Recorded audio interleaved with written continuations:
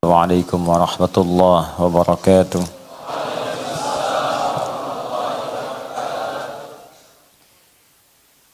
Alhamdulillahirrahman. Allamal Qur'an. Khalaqal insan. Allamahul bayan. Wassalatu wassalamu ala Rasulillahil qail. Khairukum man ta'allamal Qur'ana wa 'allamah. اللهم صل وسلم وبارك على هذا النبي الكريم الرسول الأمين سيدنا محمد وعلى آله وصحبه وأمته إلى يوم الدين. أما بعد فيا عباد الله أوصي نفسي وإياكم بتقوى الله فقد فاز المتقون فلا تموتن إلا وأنتم مسلمون. فقال تعالى: يا أيها الذين آمنوا اتقوا الله حق تقاته ولا تموتن إلا وأنتم مسلمون. Hadirin sekalian, saudara-saudariku, alhamdulillah kita mengawali pertemuan kita di pekan ini dengan memuji dan bersyukur kepada Allah Subhanahu wa taala atas segala nikmat yang telah Allah berikan kepada kita. Nikmat iman khususnya, nikmat istiqamah dalam berislam, dan nikmat insyaAllah mencintai Al-Quran, dan semoga diwafatkan dalam keadaan sebagai ahli Al-Quran. Demikian kita mendoakan saudara-saudari kita sebelum mengawali kajian kita di malam Jumat ini. Semoga Allah Subhanahu wa taala memberikan hidayah kepada orang-orang yang belum mendapat hidayah dan belum masuk Islam sampai dengan detik di waktu ini. Semoga Allah hunjamkan pada jiwa mereka keyakinan akan kebenaran Islam sehingga mau bersyahadat sebelum wafat menghadap kepada Allah Subhanahu wa taala. Kita bermohon kepada Allah semoga para pelaku maksiat, baik yang jauh dari tempat kita ataupun yang berada dekat dengan kita, dibimbing oleh Allah untuk bertobat sehingga ia bisa sadar bahawa satu saat ia akan wafat dan akan kembali kepada Allah Subhanahu wa taala.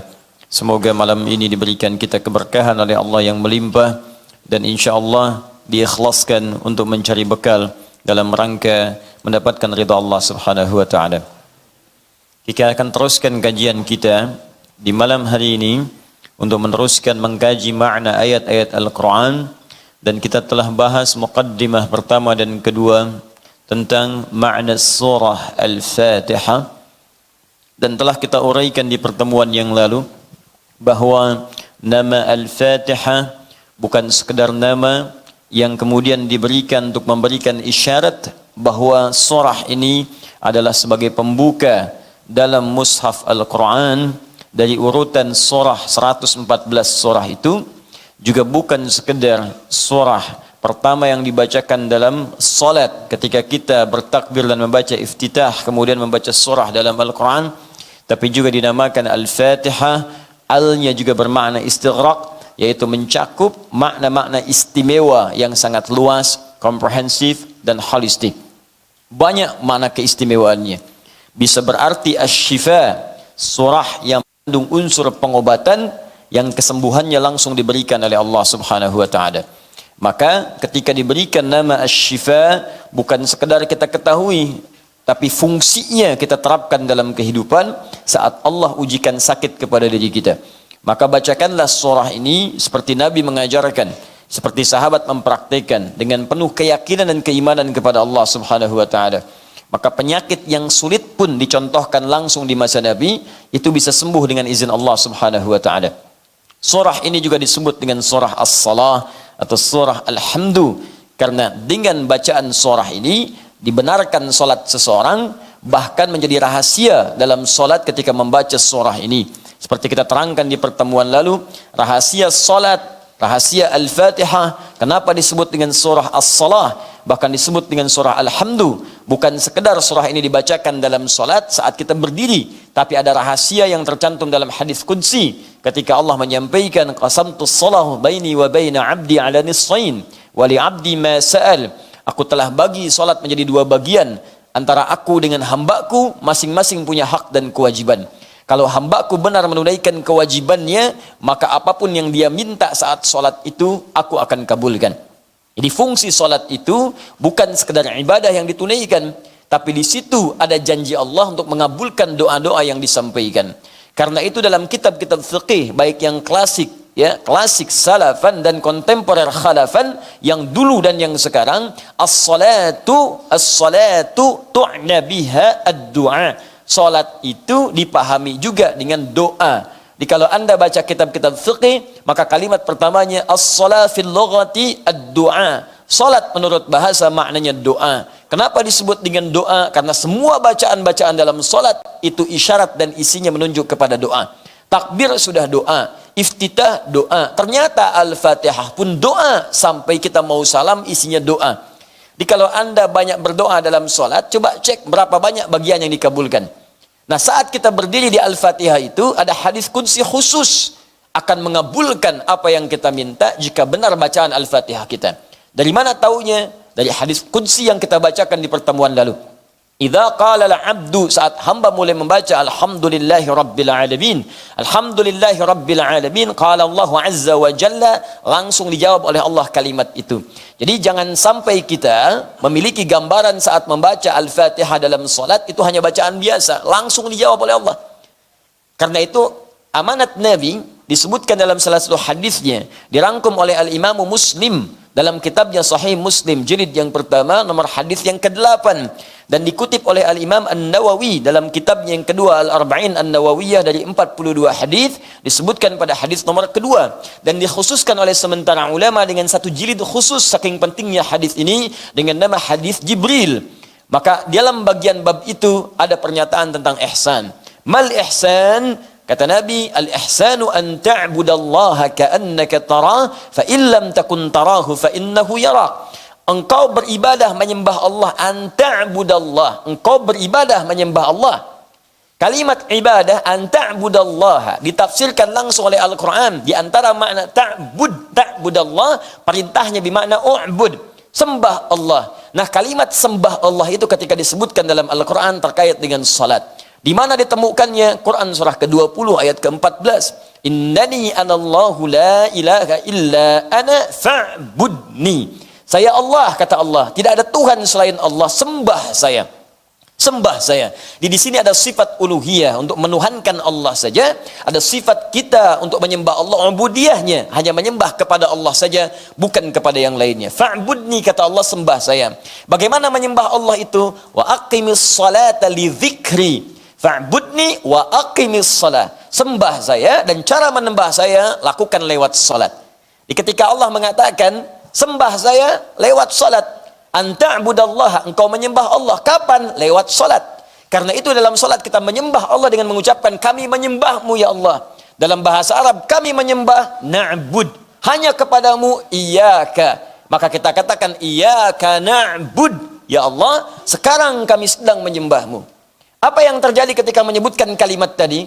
Perhatikan kata Nabi, rasakan kita sedang didengar oleh Allah. Kita diawasi. Walaupun kita tak mampu melihatnya, rasakan engkau sedang diawasi oleh Allah Subhanahu wa taala. Wa idza qala al-'abdu ar-rahmanir rahim, jika hamba berkata ar-rahmanir rahim, qala Allah azza wa jalla, Allah langsung menjawab, hamadan athna alayya 'abdi, hambaku sedang menyanjungku. Wa idza qala al-'abdu maliki yaumiddin, jika hamba berkata maliki yaumiddin, qala Allah azza wa jalla, Allah menjawab majjadani 'abdi, hambaku sedang mengagungkanku. Wa idza qala al-'abdu iyyaka na'bud, iyyaka na'bud, jika hambaku berkata ya Allah, sekarang kami menyembahmu saja, sekarang kami salat, dan kami buktikan engkau Tuhan, kami hamba, karena itu kami menyembahmu sekarang. Wa iyyaka nasta'in, dan ya Allah kami hamba butuh pertolongan, kami punya masalah, butuh solusi, hanya kepadamu kami minta, karena engkau satu-satunya Tuhan kami ya Rabb. Maka apa yang terjadi dalam bacaan itu? Qala Allah azza wa jalla, langsung dijawab oleh Allah Subhanahu wa taala, hadza baini wa baina 'abdi, inilah yang aku maksudkan perjanjian antara aku dengan hambaku. Wali 'abdi, kalau hambaku benar bacaan Al-Fatihahnya sampai di sini, dari awal salat sampai bacaan ini, masa'ala, apapun yang dia minta sekarang, aku akan kabulkan. Apapun yang dia minta saat ini, aku akan berikan. Karena itulah di zaman-zaman dahulu, bahkan zaman dahulu kala, pada zaman dahulu kala, Teman-teman sekalian, sejak zaman sebelum Nabi Muhammad SAW, salat itu dimanfaatkan oleh para nabi dan orang-orang soleh untuk bermohon kepada Allah Subhanahu wa taala. Karena itu Nabi Isa alaihi salam salat, Quran surah 19 ayat 31 sampai 33. Karena itu Nabi Ismail alaihi salam salat, Quran surah 19 ayat ke-55. Karena itu Nabi Zakaria salat, Quran surah ketiga ayat ke-38 sampai 39. Dan menariknya, dalam berdirinya mereka memohon kepada Allah. Termasuk contoh konkret Nabi Zakaria, seperti sering kita kisahkan, bermohon dalam berdirinya saat salat, minta kepada Allah agar dikaruniakan keturunan. Hal yang mustahil, kata kebanyakan orang secara medis dan klinis, karena istrinya divonis maaf, monofos dan mandul. Mustahil punya keturunan. Tapi bagi Allah tidak ada yang mustahil. Karena itu kemudian saat meminta, langsung dikabulkan oleh Allah. Fanadathul malaikatu wa huwa qa'imun yusalli fil mihrab. Annallaha yubashshiruka biyahya. Datang malaikat sementara beliau masih berdiri dalam solatnya. Solatnya belum selesai, berdiri minta kepada Allah. Belum selesai solatnya, baru selesai doanya dalam berdirinya, langsung dikabulkan. Anda dapat kabar gembira, akan punya keturunan, bahkan namanya langsung diberikan oleh Allah, Yahya. Artinya hidup. Yang mustahil menurut sementara orang lahir dari rahim seorang perempuan yang divonis secara medis monopos dan mandul, kata Allah, bagiku tidak ada yang mustahil. Jadi dan hidup ya. Dan beruntungnya kita umat Nabi Muhammad SAW, Nabi istimewa, Rasul terbaik, lahir di tempat yang paling mulia, jaminan surga yang paling hebat, Rasul paling panutan. Maka spesial untuk umatnya Nabi Muhammad SAW, jangankan meminta, setiap akan sholat langsung ditunggu oleh Allah Subhanahu wa taala, mau minta apa. Bahkan diperintahkan, ingat ya, minta. Minta kata Allah. Bahkan panggilan sholat dibuka dengan panggilan minta. Turunlah Quran surah kedua Al-Baqarah ayat ke-45. Wasta'inu bis-sabri was-salat. Wasta'inu, ingat jika kalian punya persoalan, minta solusinya kepada Allah. Sabar dulu, terima, setelah itu mintakan. Kapan ya Allah? Wassalah, saat salat. Mintakan kepada Allah Subhanahu wa taala. Kalimat perintah. Di saking inginnya Allah meringankan beban hidup kita. Saking inginnya Allah hidup kita itu tenang di dunia. Jangan banyak persoalan. Tenang. Allah minta kita tenang. Salat itu disebut zikir. Wa aqimis salata li dzikri. Tunaikan salat supaya menjadi zikir kepadaku. Fungsi zikir itu menenangkan jiwa. Quran surah ke-13 ayat ke-28. Ala bi dzikrillahi tatmainnul qulub. Yakinkan pada dirimu, jika salatmu benar, zikirmu benar kepada Allah, dampaknya ke hati akan tenang. Jadi ketika kita dipanggil salat, itu panggilan untuk menenangkan jiwa kita. Ketika dipanggil salat, panggilan untuk memberikan solusi kepada kita. Ketika diminta salat, panggilan untuk meringankan beban hidup yang sekarang sedang kita rasakan. Jadi kalau orang sehat, orang berakal, orang cerdas, orang mengerti, dan orang mau meringankan beban hidupnya, tentu dia akan senang dengan panggilan salat, bahkan belum dipanggil, dia sudah siap-siap untuk menunaikan salat. Karena itu sangat paradoks, berlawanan, sangat aneh, dan rasanya tidak bisa dimengerti kalau ada orang ingin diringankan beban, tapi dia tidak mau menerimanya. Katanya punya masalah. Katanya ingin solusi, katanya ingin rezeki, katanya ingin kemudahan. Sekarang yang punya segalanya memanggil Anda, saya berikan sekarang ya. Tapi ketika diberikan Anda malas-malasan, bagaimana bisa mendapatinya? Ketika akan diberikan Anda tunda, bagaimana bisa menerimanya? Ketika akan diberikan bahkan ada yang tidak mau menerimanya, sedangkan dia mengharapkannya. Ya Allah, apa engkau benci denganku? Aku minta solusi, datang sini aku berikan. Malas ah. Ya bagaimana bisa didapatkan? Itulah sebabnya panggilan salat dibuka dengan kalimat wasta'inu, siapkan apa permohonanmu. Bahkan bagi orang-orang yang masih ragu, dipanggil imannya. Apa masih punya iman dalam jiwa, Bu? Maka dimunculkan di ayat 153 panggilan imannya. Ya ayyuhalladzina amanu. Hai semua orang yang masih punya iman. Apakah imannya lemah ataukah imannya standar, imannya kuat, dipanggil dengan ya. Disebutkan 361 dalam Al-Quran, nidaul qarib, nidaul mutawassit, nidaul ba'id. Panggilan untuk merasa yang dekat dengan Allah, panggilan merasa yang setengah-setengah dengan Allah, atau panggilan bagi orang yang merasa jauh dengan Allah, tapi masih merasa punya iman dalam dirinya. Sepanjang kau mengaku beriman, ada iman dalam jiwamu, kata Allah, saya ingatkan padamu, saya tekankan gabungkan ayyuha. Saya serius nih, saya tekankan, saya ingatkan. Ayyuha disebutkan 150 kali dalam Al-Quran.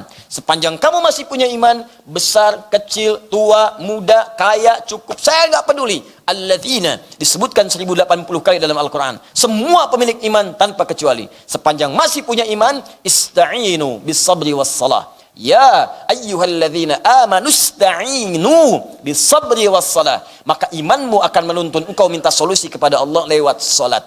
Jadi kalau ada orang punya persoalan, dipanggil salat masih nggak mau salat, patut dipertanyakan orang itu masih punya iman atau tidak. Karena itu bertakwalah kepada Allah Subhanahu wa taala ketika mendengar panggilan azan. Yang harus kita hadirkan dalam benak kita bukan beban. Kalau beban itu capek. Allahu Akbar, Allahu Akbar. Yang teringat fitness, beban, barbel. Ya berat gitu kan. Tapi kalau kita bayangkan solusi, Masya Allah. Allahu Akbar, Allahu Akbar. Gajian. Allahu Akbar, Allahu Akbar. Lamaran diterima.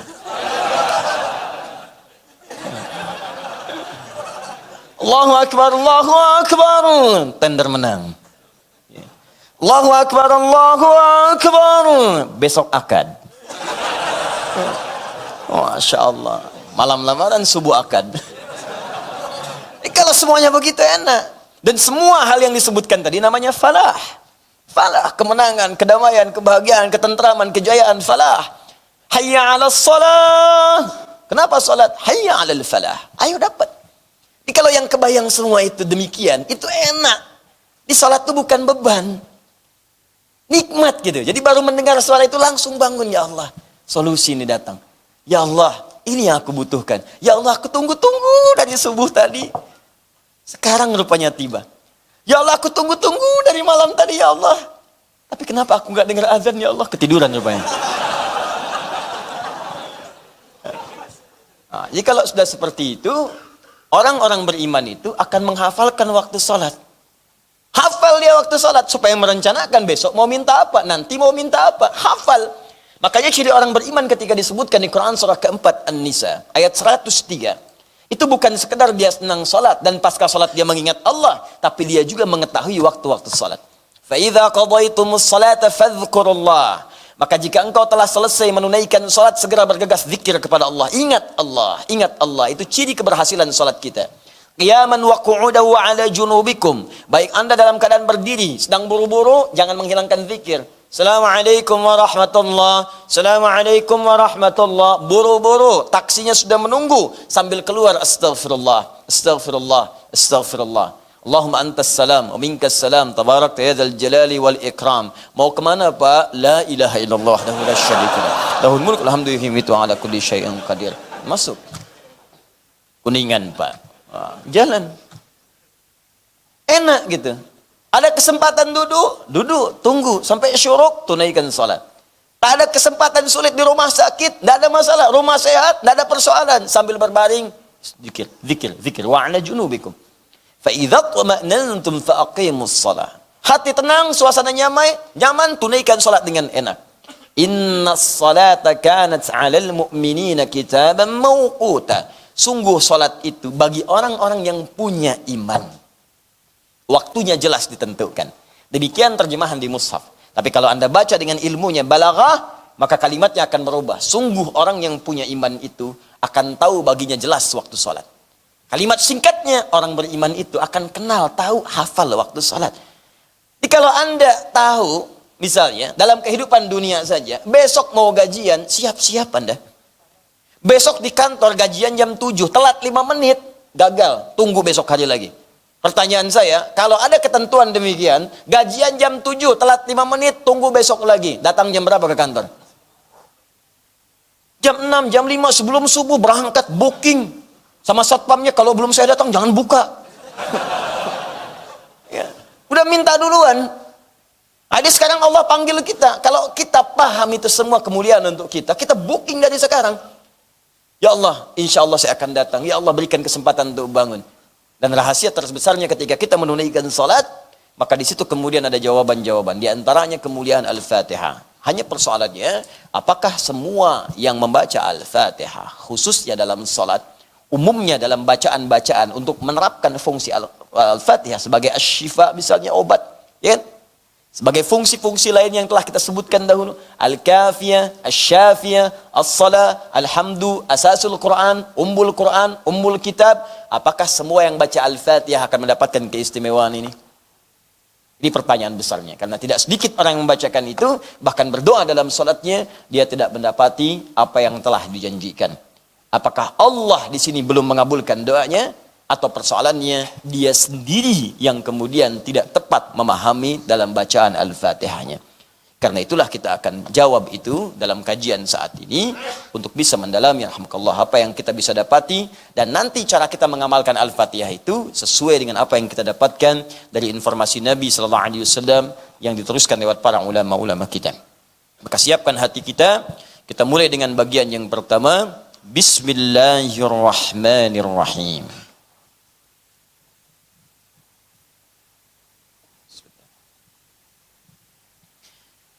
Perhatikan sini sejenak, kalaupun tak nampak dari sisi yang berbeda di papan tulis, tidak apa-apa, karena nanti saya juga akan terangkan kemudian, dan suara bisa terdengar, dan di luar ta'lim ini, Anda bisa mereview nanti ta'lim kita lewat saluran yang tersambung pada saat ini di Al-Hidayat Official di YouTube.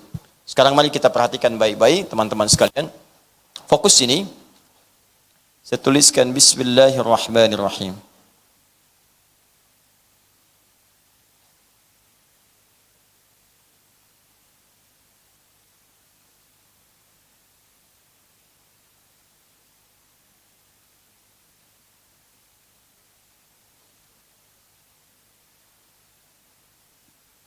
Baik, perhatikan sini pelan-pelan.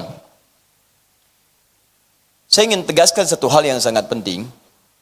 Kalimat Al-Fatihah, sekali lagi, Al-ya, ingat di pertemuan lalu, bisa ma'rifah, ta'rif, bisa istighraq. Kalau dia ta'rif, ma'rifah, maka yang dimaksud Al-Fatihah itu surah pembuka dalam mushaf dan surah pembuka dalam salat. Dipahami sampai sini? Alhamdulillah. Tapi kalau yang dimaksudkan istighraq, mencakup semua fungsi keutamaan dan keistimewaannya, maka jika itu yang dimaksudkan, maka hal yang perlu kita pelajari adalah semua kandungan Al-Fatihah itu dari awal sampai akhir untuk mendapatkan keistimewaan yang dijanjikan. Bagaimana caranya baca Al-Fatihah bisa mendapatkan syifa, bisa mendapatkan misalnya keberkahannya, bisa mendapatkan kemudahan dalam aktivitas pekerjaan kita. Bagaimana caranya? Maka pahami awal ayat sampai akhir ayat Al-Fatihahnya. Tapi kalau sekedar ingin dipakai dalam sholat, sah. Atau sekedar ingin baca Al-Quran, antum tak paham pun tak ada masalah. Sholatnya sah. Karena syarat sholat itu bukan paham kandungan Al-Fatihah. Syarat sholat itu benar bacaan Al-Fatihahnya. Begitu dibacakan, benar. Tapi kalau tidak paham, antum kehilangan momentum untuk meminta kepada Allah Subhanahu Wa Taala. Mengerti sampai di sini? Baik, dalam upaya kita memohon itu, syarat pertamanya, kita harus paham setiap huruf, setiap kalimat, bahkan setiap harakat, dari awal ayat sampai akhir ayatnya. Di pertemuan lalu, kita sudah sepakati berdasar keterangan dalam Al-Quran, surah ke-15, ayat 87, bahwa Al-Fatihah itu jumlahnya 7 ayat. وَلَقَدْ آتَيْنَاكَ سَبْعًا مِنَ الْمَثَانِ وَالْقُرْآنِ الْعَظِيمِ. Dan kami telah turunkan hanya kepadamu saja Muhammad sallallahu alaihi wasallam. Tidak kepada nabi-nabi yang lain, 7 ayat yang akan terus diulang-ulang. 7 ayat yang akan terus diulang-ulang. Satu episode kemarin kita bahas, yang dimaksud dengan 7 ayat itu adalah surah Al-Fatihah. Karena itu, kita mulai dengan bagian yang pertama, ayat yang pertama dari Bismillahirrahmanirrahim. Berikan harakat dulu supaya mudah untuk dibaca.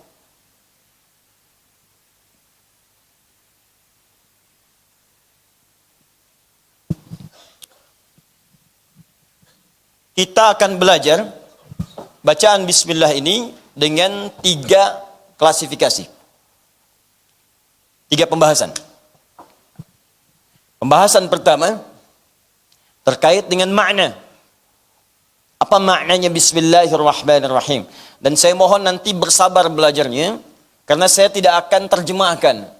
Yang akan saya sampaikan penggalian makna dari para ulama, dari mulai makna bahasanya. Kenapa menggunakan ba di situ? Ba-nya apa? Ya, apa fungsi ba di sini? Apa maksud kalimat ismun? Apa maksud kalimat Allah? Apa maksud kalimat Ar-Rahman? Apa maksud kalimat Ar-Rahim? Sampai semuanya kita paham, baru kita akan mengerti bagian kedua tentang hikmah penggunaan kalimat Bismillahirrahmanirrahim ini. Jadi kalau sudah paham artinya, bagaimana cara menggunakannya dalam kehidupan kita? Kalau sudah mengerti ini, baru kita masuk kepada aspek fikihnya. Apakah ada kajian fikih di dalamnya? Kalau dipakai dalam solat, apakah dibaca enggak kalimat Bismillahirrahmanirrahim?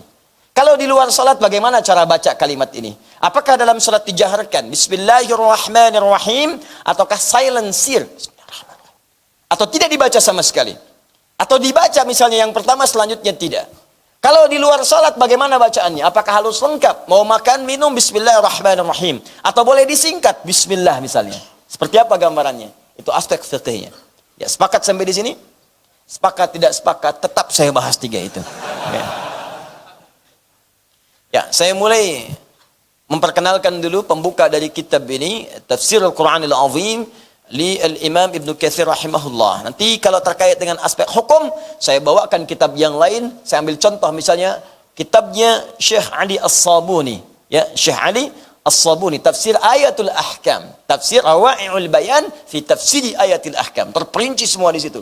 Ayatnya apa dalilnya, apa pendapat ulamanya, setiap pendapat apa dalilnya, lalu disandingkan semua pendapat itu, dikomparasikan, bandingkan, dan terakhir apa kesimpulan dari perbandingan itu. Nanti insya Allah saya bawakan kitabnya. Yang hari ini kita akan bahas bagian yang pertama dari kalimat Bismillahirrahmanirrahim, dan saya pun bawakan kitab acuannya supaya tidak diduga bahwa ini hanya ilmu otak-atik saja Ustaz Adi Hidayat. Nah, nanti kitabnya saya tunjukkan, dari kitab ini nanti kita turunkan kajian kita insya Allah. Bismillahirrahmanirrahim. Kita mulai dengan Syekh Ibnu Katsir rahimahullah. Iftataha biha sahabatu kitab Allah Ta'ala. Iftataha biha sahabatu kitab Allah Ta'ala. Para sahabat seluruhnya memulai bacaan kitab Allah, yakni Al-Quran, dengan Bismillahirrahmanirrahim. Ya, dengan Bismillahirrahmanirrahim di mushaf. Karena itu tulisan di mushaf Bismillahirrahmanirrahim dicantumkan. Baik yang bacaan Al-Fatihahnya Bismillahnya sir, tidak dibaca sama sekali, tetap ketika Anda melihat mushaf akan ada kalimat Bismillahirrahmanirrahim. Jelas sampai sini? Baik. Wattafaqal ulama'u ala annaha ba'du ayatin min suratin Naml. Pertama, semua ulama sepakat bahwa kalimat Bismillahirrahmanirrahim tercantum sebagai bagian dari ayat di surah An-Naml, surah ke-27, tepatnya ayat ke-30. Ya innahu min Sulaimana wa innahu bismillahirrahmanirrahim. Ini khusus untuk di ayat itu, di surah itu, surah ke-27, surah An-Naml.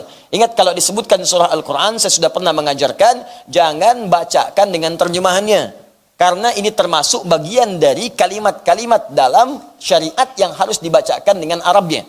Ya, seperti adzan, seperti nama surah dalam Al-Quran, kalau ingin berbincang dengan kawan, jangan disebutkan terjemahannya. Pertama, namanya akan berubah dalam kesan. Terjemahannya mungkin benar, tapi kesan yang diterima di hati bisa berbeda. Yang ketiga, respon kita menyikapi suratnya atau nanti menyikapi syariatnya juga akan tidak sama. Minimal tidak serius dalam menunaikannya. Sedang baca surat apa, akhi? Surat semut. Ya. Kamu bro, surat mak-mak, An-Nisa. Ya. Misal, kamu apa? Surat saya gajah, Al-Fil. Ya, dia sedang baca apa? Dia sedang baca surat lebah, An-Nahl. Jadi kesannya agak lain. Beda dengan kita ucapkan. Baca apa dia? An-Naml. Kamu merajaah surat apa? Al-Fil. Dia surat apa? An-Nisa. Jelas ya? Sama dengan adzan. Allahu Akbar, Allahu Akbar. Jangan diganti-ganti. Begitu Anda terjemahkan ke dalam bahasa biasa, atau ada penerjemah, atau diganti bahasanya. Karena pernah kejadian di beberapa negara demikian. Di Turki pernah terjadi seperti itu. Di Tunisia hampir-hampir. Dan tidak ada kesan dalam jiwa. Tidak ada lekat. Dan tidak ada penguat ke dalam hati kita untuk menunaikan salat dengan baik. Respon dari adzan itu. Bayangkan di Indonesia berapa bahasa muncul. Ya, pulau saja itu ada 13.677 pulau. Itu belum termasuk Pulau Gadung, Pulau Gebang, Pulau Abang dan sebagainya. Nah, Anda bayangkan bahasanya banyak. Ya, bahasa Jawa, bahasa Sunda, ya, bahasa Betawi. Allahu Akbar, Allahu Akbar, bahasa persatuan. Ya, bahasa Arab muncul. Tapi ketika Anda terjemahkan, ya, Tuhan saya besar, Tuhan saya besar. Indonesia, tapi orang lain belum tentu tahu. Betawi, Tuhan gua gede, Tuhan gua gede. Ke Bandung, Allah nu agung, Allah nu agung. Beda, kesannya lain. Ya, jelas ya? Karena itu dalam hal konteks terkait dengan surah Al-Quran, sebutkan dengan namanya. Semua ulama sepakat bahwa kalimat Bismillahirrahmanirrahim yang tercantum dalam surah An-Naml surah ke-27 ayat ke-30 adalah termasuk bagian dari surah itu dan ayat yang dimaksudkan. Nggak ada perbedaan pendapat di sini. Kemudian thumma ikhtalafu hal hiya ayatun mustaqillatun fi awwali kulli suratin. Kemudian mereka berbeda pendapat. Apakah Bismillahirrahmanirrahim ini termasuk awal dari setiap surah? Misal setiap surah Al-Baqarah ada Bismillahirrahmanirrahim. Kalau Anda buka di mushaf sebelum Al-Baqarah ada Bismillahirrahmanirrahim. Ya.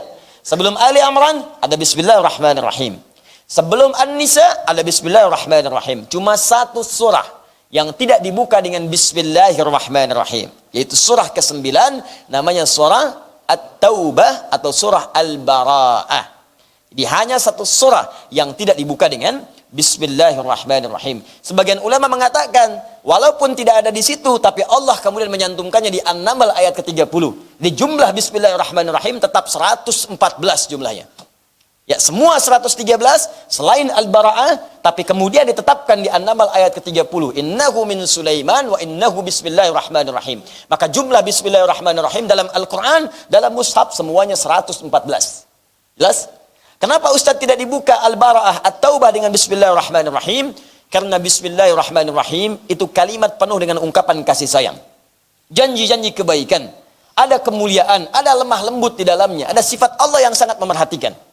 Sedangkan Al-Bara'ah At-Taubah itu surahnya diturunkan untuk membuka izin perang. Bara'atum minallah. Telah tiba kemudian izin dari Allah Subhanahu wa taala dan Rasulnya. Ketika kalian banyak dizalimi, sekarang kalian sudah mulai kuat bisa membela diri. Silahkan siapkan pembelaan itu, berjihad kalian. Di jihad bukan menembak orang sembarangan, ya bunuh orang, granat orang, bom orang, bukan. Jihad itu mempertahankan harga diri, mempertahankan izzah Islam wal muslimin ketika kita memang kemudian membutuhkan pembelaan-pembelaan yang dimaksudkan. Maka dalam perang itu tidak ada kasih sayang. Saya banyak menerangkan kalimat ini, belum pernah ada di muka bumi ini dari awal sejarah sampai dengan kekinian orang perang pakai kasih sayang. Silahkan cek, tanyakan pada tentara-tentara manapun, pada pasukan-pasukan paling hebat dimanapun, pernahkah ada sejarah dituliskan perang menggunakan kasih sayang? Assalamualaikum, assalamualaikum dulu tuh. Izin tembak ya. Dor, sakit nggak? Kalau sakit maaf ya, ya sengaja. Ya, nggak ada begitu. Tembak ya tembak, kan? Karena itu di At-Taubah tidak menggunakan Bismillahirrahmanirrahim.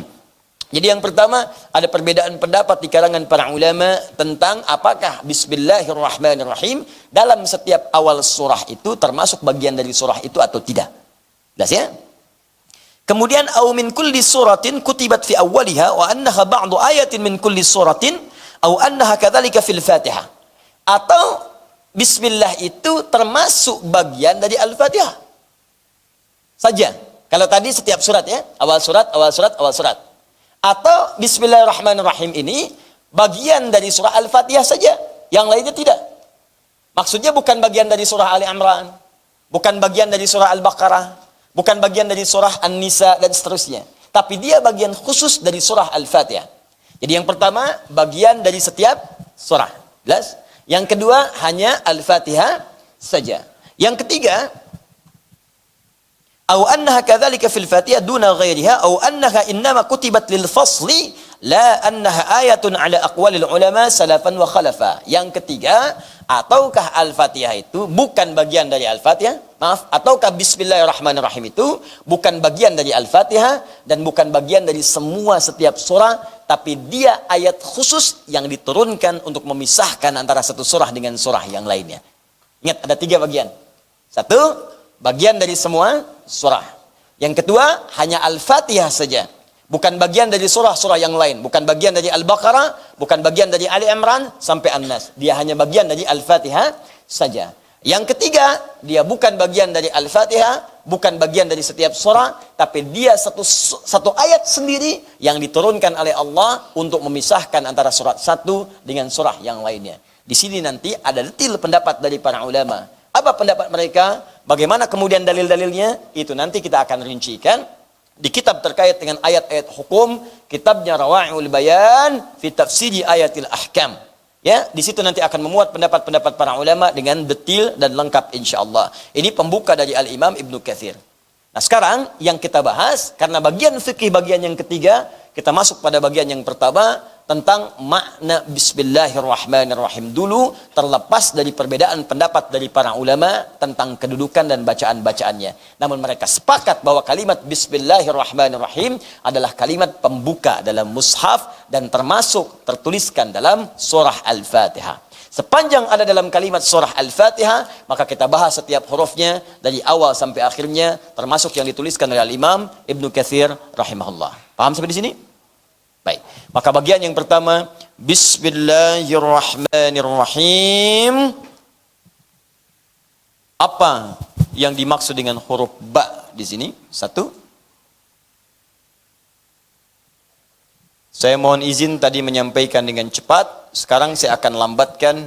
Di sini kita akan masuk bagian inti-inti bahasan kita. Saya coba turunkan dulu setiap kalimat-kalimat atau hurufnya, sehingga kita akan paham dari setiap satu ayat itu ada berapa persoalan dan bagian yang akan kita bahas. Satu huruf ba. Kedua, kata ismun dari bismillahirrahmanirrahim. Ini bagian keduanya. Ada kata ismun begini. Ketiga, lafaz Allah Jalalah. Keempat, kalimat Ar-Rahman. Dan kelima, kalimat Ar-Rahim. Jadi ada berapa bagian? 5. Satu huruf ba. Yang kedua kata ismun, bismi, ya. Yang ketiga kalimat jalalah, lafaz jalalah Allah.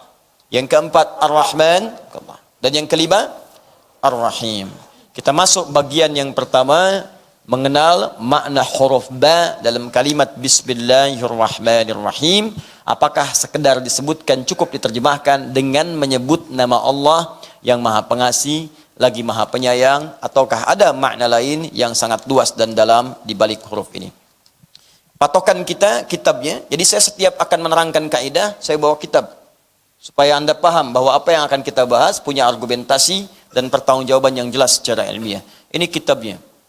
Ya, Mughnil Labib an Kutubil A'arib. Ya, nanti sampulnya beda-beda nanti ya. Ada yang warna hijau, ada yang coklat, ada. Ini asalnya sampulnya warna coklat. Saya bawa ke Indonesia, saya simpan.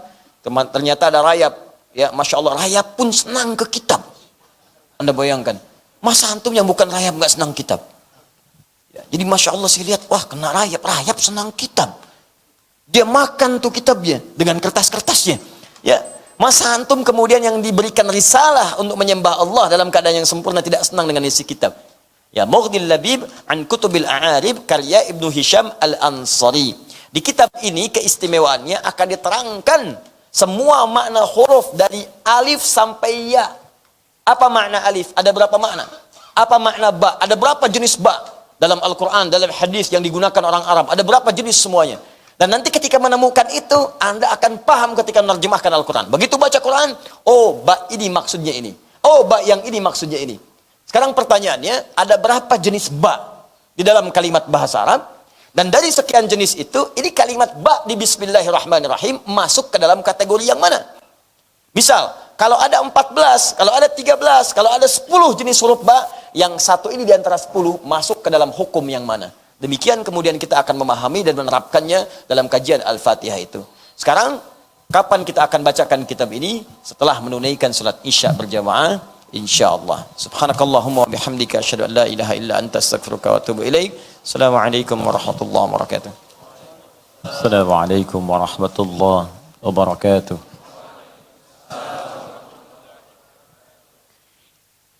Alhamdulillah. Wassalatu wassalamu ala rasulillah wa ala alihi wa sahbihi wa man wala wa ba'd. Saudara-saudariku, alhamdulillah kita telah menunaikan salat Isya berjamaah beserta seluruh amalan sunnahnya insyaallah. Semoga salat kita dan seluruh zikir kita diterima oleh Allah Subhanahu wa taala. Demikian kita berdoa kepada hamba-hamba Allah yang telah beriman yang belum menunaikan salat Isya, entah di perjalanan atau waktunya berbeda.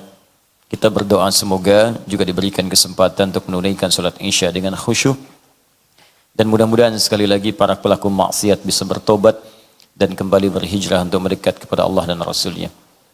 Sebelum kita melanjutkan, saya ingin mengingatkan semua hadirin, baik di dalam masjid ataupun sekitarannya, untuk mengikhlaskan niat karena Allah Subhanahu wa Ta'ala dan menilai ta'lim kita ini sebagai bagian dari perjuangan kita untuk beramal saleh.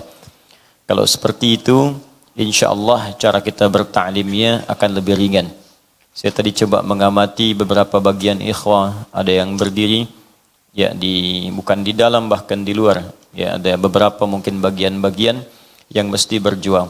Ya setidaknya mudah-mudahan itu perjuangan mendapatkan ridha Allah, karena di akhirat itu lebih berat lagi perjuangannya. Jadi mumpung masih di dunia, kita berjuang dengan semangat karena kita tidak tahu di bagian mana kita akan menghadap kepada Allah Subhanahu wa Ta'ala. Boleh jadi di antara malam ini ada bagian tersendiri bagi sebagian saudara-saudari kita untuk berpulang kepada Allah, dan dalam pulang itulah dicatatkan kalimat terbaik sedang berjuang untuk mendekat kepada Allah Subhanahu wa Ta'ala. Kita lanjutkan insyaallah pelajaran kita dalam kajian surah Al-Fatihah pada ayat yang pertama, Bismillahirrahmanirrahim, pada klasifikasi bagian pertama dari 5 pembahasan di ayat ini, yaitu pembahasan tentang makna huruf ba, khususnya ba yang melekat pada kalimat Bismillahirrahmanirrahim.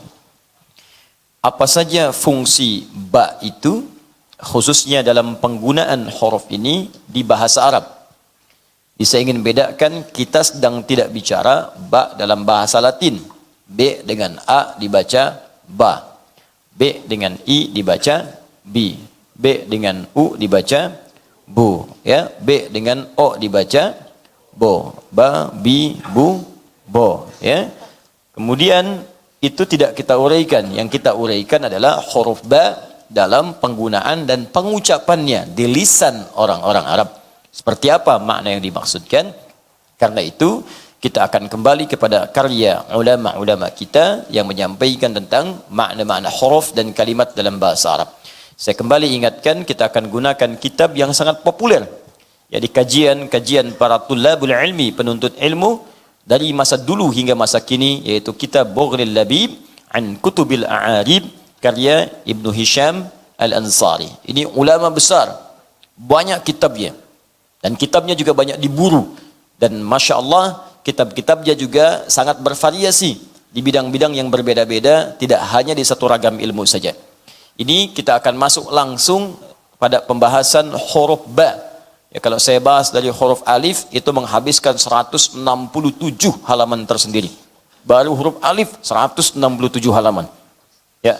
Nah, sekarang kita masuk huruf ba. Ya, jadi langsung ke huruf ba supaya kita bisa mendapatkan banyak faidah atau manfaat di pembahasan kita. Bismillahirrahmanirrahim. Ada yang mau bacakan?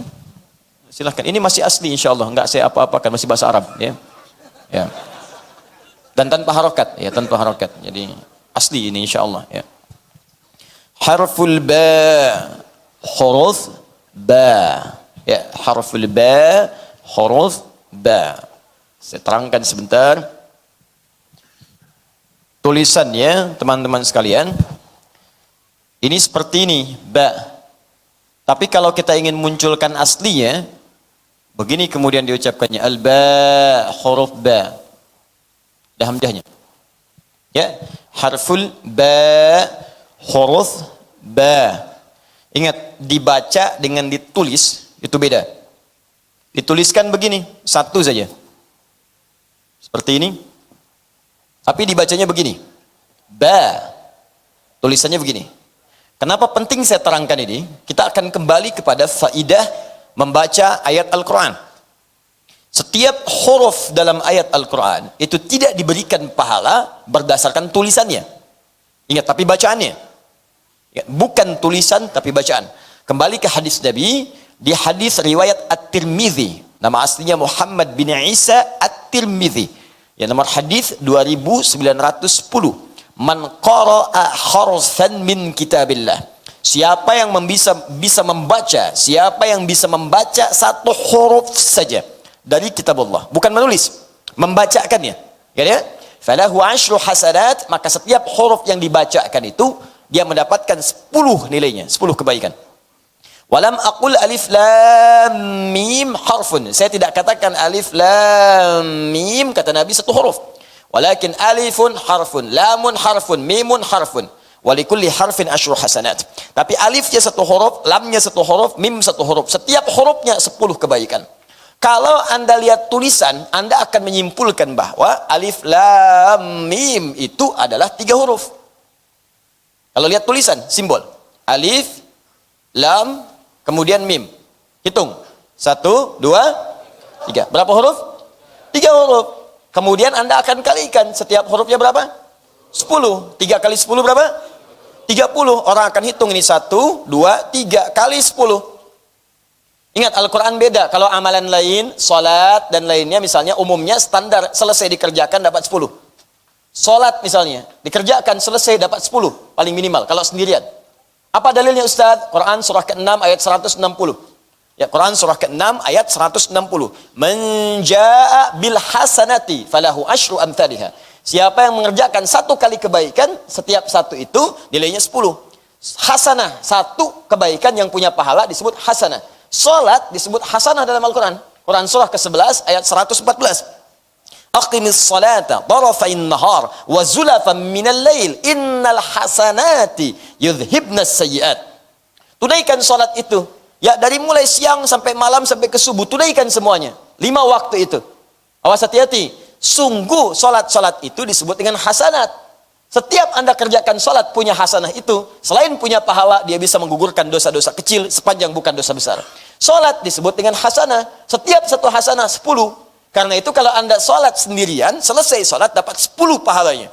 Jangan dihitung 1, 2, 3, 4 sampai 10. Jarak satu ke dua bisa 500 tahun.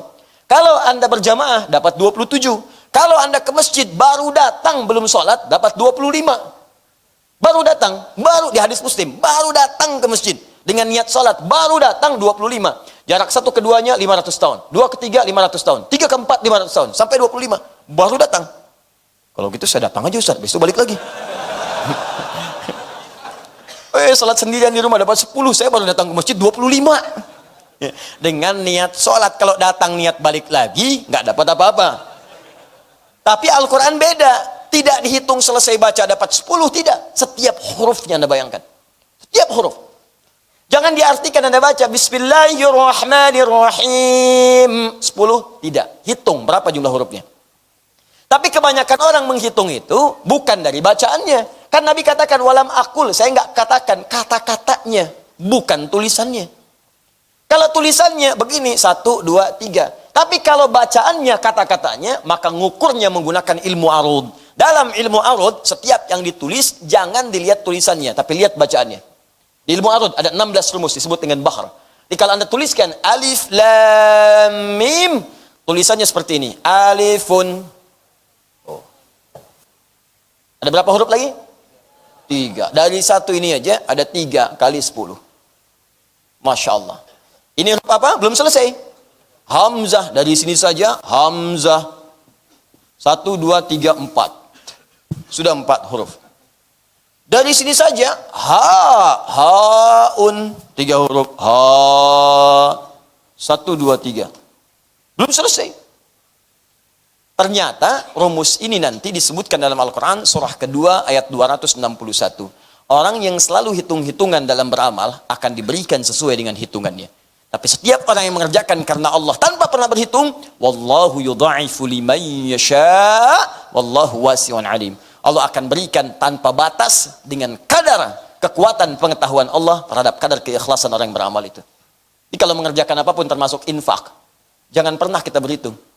Disebutkan di ayat sekali infak 700. Mathalul ladzina yunfiquna amwalahum fi sabilillah kamathali habbah ambatat sab'a sanabil fi kulli sumbulatin mi'atu habbah. Ingat, sekarang sering dipotong sampai sini ayatnya. Setiap orang infak, setiap satu yang dia keluarkan sama dengan satu menanam biji satu. Ya, menanam satu benih. Satu tumbuh jadi 7 tangkai. Setiap tangkai ada 100 biji baru. 1 kali 7 kali 100, 700 kali lipat. Orang sering menghitung, masukkan 100.000 kali 700. Itulah nilainya di sisi Allah. Ayatnya belum selesai. Teruskan ayatnya. Wallahu yudha'ifu liman yasha. Allah akan berikan kadar berkali lipat tanpa hitungan kepada siapa yang dikehendaki. Siapa yang dikehendaki itu? Orang yang tidak pernah berhitung dalam amalannya. Kalau Anda masukkan 100.000, tapi Anda hitung 100.000, nolnya 5. Lumayan, di sisi Allah 700 kali lipat. Dihitung Anda, 70 juta. Masya Allah. Bikin status, alhamdulillah hari ini sudah punya tabungan akhirat 70 juta. Apa ada satu orang yang masukkan cuma 500 rupiah dan dia nggak pernah berhitung, saking ikhlasnya dia jaga itu supaya nggak bunyi gitu kan, masukkan, dan kotaknya itu bukan kayu, tembaga ya. Saking ikhlasnya dia jaga supaya nggak bunyi itu, masuk. Dan lillah dilakukan karena Allah. Masya Allah. Boleh jadi dia dapat 1 juta kali lipat di sisi Allah Subhanahu wa taala. Masya Allah. Ini saya ingin katakan, kalau baca ba ini, jangan dikira sekali ba dibaca dapatnya cuma 10, belum tentu. Walaupun secara hitungan ini akan ditemukan misalnya 19 huruf secara hitungan, tapi ingat pahalanya akan dituliskan dengan bacaan, bukan dengan hitungannya. Paham di sini? Nah, sekarang harful ba. Nah, karena itu saya tuliskan bentuk keasalnya ba. Walaupun ditulis dengan satu bilangan saja, satu unsur bi, ya, tapi kembali ke asalnya huruf ini dibaca dengan ba. Ada berapa maknanya? Al-ba'ul mufradah, ba yang berdiri sendiri itu, maksudnya kalau kita melihat huruf ba secara sendirinya, tidak digabungkan dengan huruf-huruf lain, ya ba sendiri, ya ba sendiri itu harfu jarmin li arba'ata asyara ma'nan. Huruf ba ini dia punya 14 makna. Huruf ba saja. Sebelum digabung dengan huruf-huruf lain, ba saja itu punya 14 makna. Jadi kalau saya pisahkan tadi, begini teman-teman, kan kita pasah bagi 5 bagian kan? Ya, di sini ada 5 kalimat. Huruf ba, ismun, Allah, Ar-Rahman, Ar-Rahim. Kita pisahkan dulu pada unsur-unsurnya untuk mendapatkan keindahan maknanya dan kedalaman pengertiannya. Ba turunkan, ba ini saja, satu huruf ini, kata Ibnu Hisham Al-Ansari dalam kitabnya Mughdil Labib, berdasarkan penelusuran beliau pada lisan orang-orang Arab, kapan ba digunakan dalam tulisan mereka, dalam bacaan mereka, ditemukan huruf ba ini punya 14 makna, 14 fungsi. Ada 14. Awas, hati-hati, dan setiap 14 ini bisa beda-beda maknanya. Jadi kalau Anda baca dalam Al-Quran, Bismillahirrahmanirrahim, ba di sini sama enggak dengan ba di Al-Maidah ayat 6? Wamsahu biru'usikum. Sama enggak dengan kalimat alaisallahu biahkamil hakimin? Ba-nya sama enggak? Sama-sama ba, sama-sama harakatnya kasrah. Ba, bi. Berapa banyak bi dalam Al-Quran? Apakah semuanya punya makna yang sama? Belum tentu. Itulah indahnya bahasa Al-Quran. Kalau dikembalikan kepada maknanya dan dahsyatnya, Allahu Akbar, semua diksinya akan sangat tepat dengan konteksnya. Semua pilihan hurufnya akan sesuai dengan maknanya. Sekarang kita akan lihat apa saja yang ke-14 itu. Ya. Satu fungsi bisa 1 jam. Sebentar. Sampai jam berapa kita malam ini? Silahkan insyaallah ya. Anda sampai jam 11, ya saya jam 9 lah pulang ya. Saya mau ke Padang nanti insyaallah. Bismillahirrahmanirrahim. Awwaliha, yang pertama dari 14 itu. Ya, yang pertama awwaliha. Ustaz, kenapa dibaca awwaliha bukan awwaluha? Karena ataf kepada kalimat sebelumnya. Li arba'ata asyara. Ya, harusnya arba'ati ini. Arba'ati asyara. Ya, arba'ah karena ada huruf lam dibaca awwaliha bukan awwaluha. Pertama al-ilsaq. Al-ilsaq. Tidak wahwa ma'nan, dan inilah yang dimaksud makna utama dari huruf ba itu. Pertama al-ilsaq. Ingat, ilsaq bukan besok. Besok. Ilsaq. Al-ilsaq. Insyaallah. Ilsaq. Ilsaq. Qila wa huwa ma'nan, dan banyak yang menyebutkan bahwa fungsi pertama inilah fungsi asal ya. Yang paling dasar, yang paling pokok. Di antara 14 fungsi ini dasar yang paling utama. Jadi kalau ada huruf ba, rata-rata tidak akan jauh dari fungsi yang pertama ini. Yang lainnya nanti akan mengikuti. Kita akan lihat nanti ya. Ada musahabah, ada tab'id bin duni tahdid, tab'id ma'at tahdid, ada istighraq, ada taukid, ada ghayah, ada macam-macam. Tapi dasar utamanya adalah ilsaq. Ya. Apa itu ilsaq? Dari kata alsaqa yulsiqu ilsaqan. Terambil lagi dari akar kata yang paling dasarnya, lasaqa. Lasaqa, lam, sad, qaf. Ini akar kata yang paling asal. Sebelum mendapatkan penambahan hamzah jadi al-saqa. Ya, lasaqa. Sesuatu yang lekat menempel, sulit terpisahkan. Lekat, nempel, sulit terpisahkan. Karena itu orang Arab menyebut lem dengan lisaq. Ya akhi, indaka lisaq? Ya akhi, kamu punya lem enggak? Ya, indaka lisaq? Oh iya, besok. Bukan. Ya, lisaq. Ya, kamu punya lem enggak? Indaka lisaq? Apakah engkau punya lem? Kenapa lem disebut dengan lisaq? Karena lem punya fungsi menempelkan sesuatu sehingga sulit untuk dipisahkan. Ya, nah, saya bacakan dulu sebentar. Bismillah.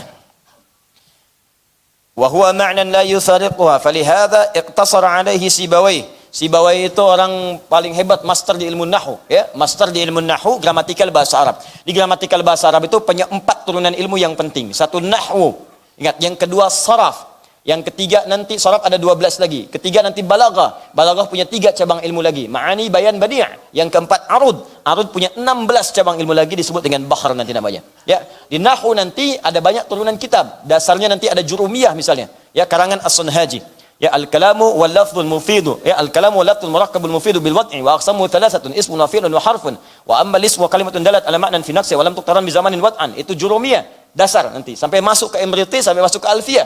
Kalamuna lafzun mufidun kastaqim wasmun wa fi'lun thumma harfunil kadim wahiduhu kalimatun wal qawlu am wa kalimatun biha kalamun qad yu'am bil jarri wat tanwini wan nida wa al mustadin lis bi tamyizun hasal bi tafa'ati atat wa ya'if 'andi wa nunik balanna fi'lun jalli. Nah, itu nahwu di situ.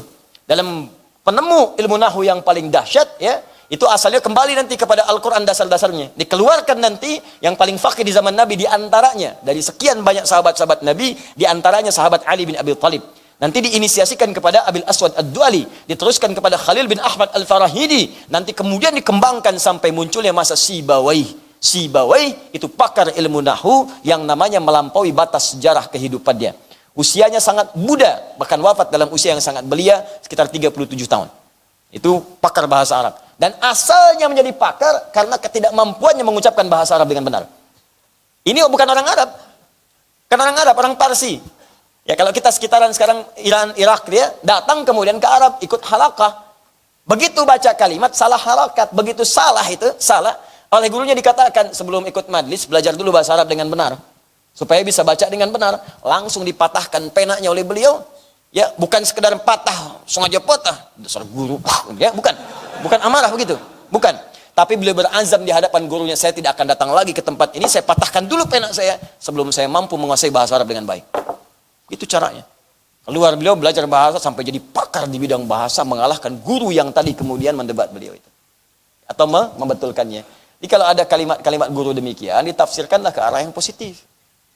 Ya, dapat keberkahannya. Syekh Nawawi Al-Bantani itu diantara doanya sebelum datang ke majlis ilmu sering sedekah, ngasih orang-orang sekitaran, dan diniatkan sedekahnya itu, niatnya itu indah sekali. Apa niatnya? Ya Allah, mudah-mudahan dengan sedekah ini, ya Allah, saya ditutup dari mengenal aib-aib guru saya. Saya nggak pengen tahu aibnya, ya Allah.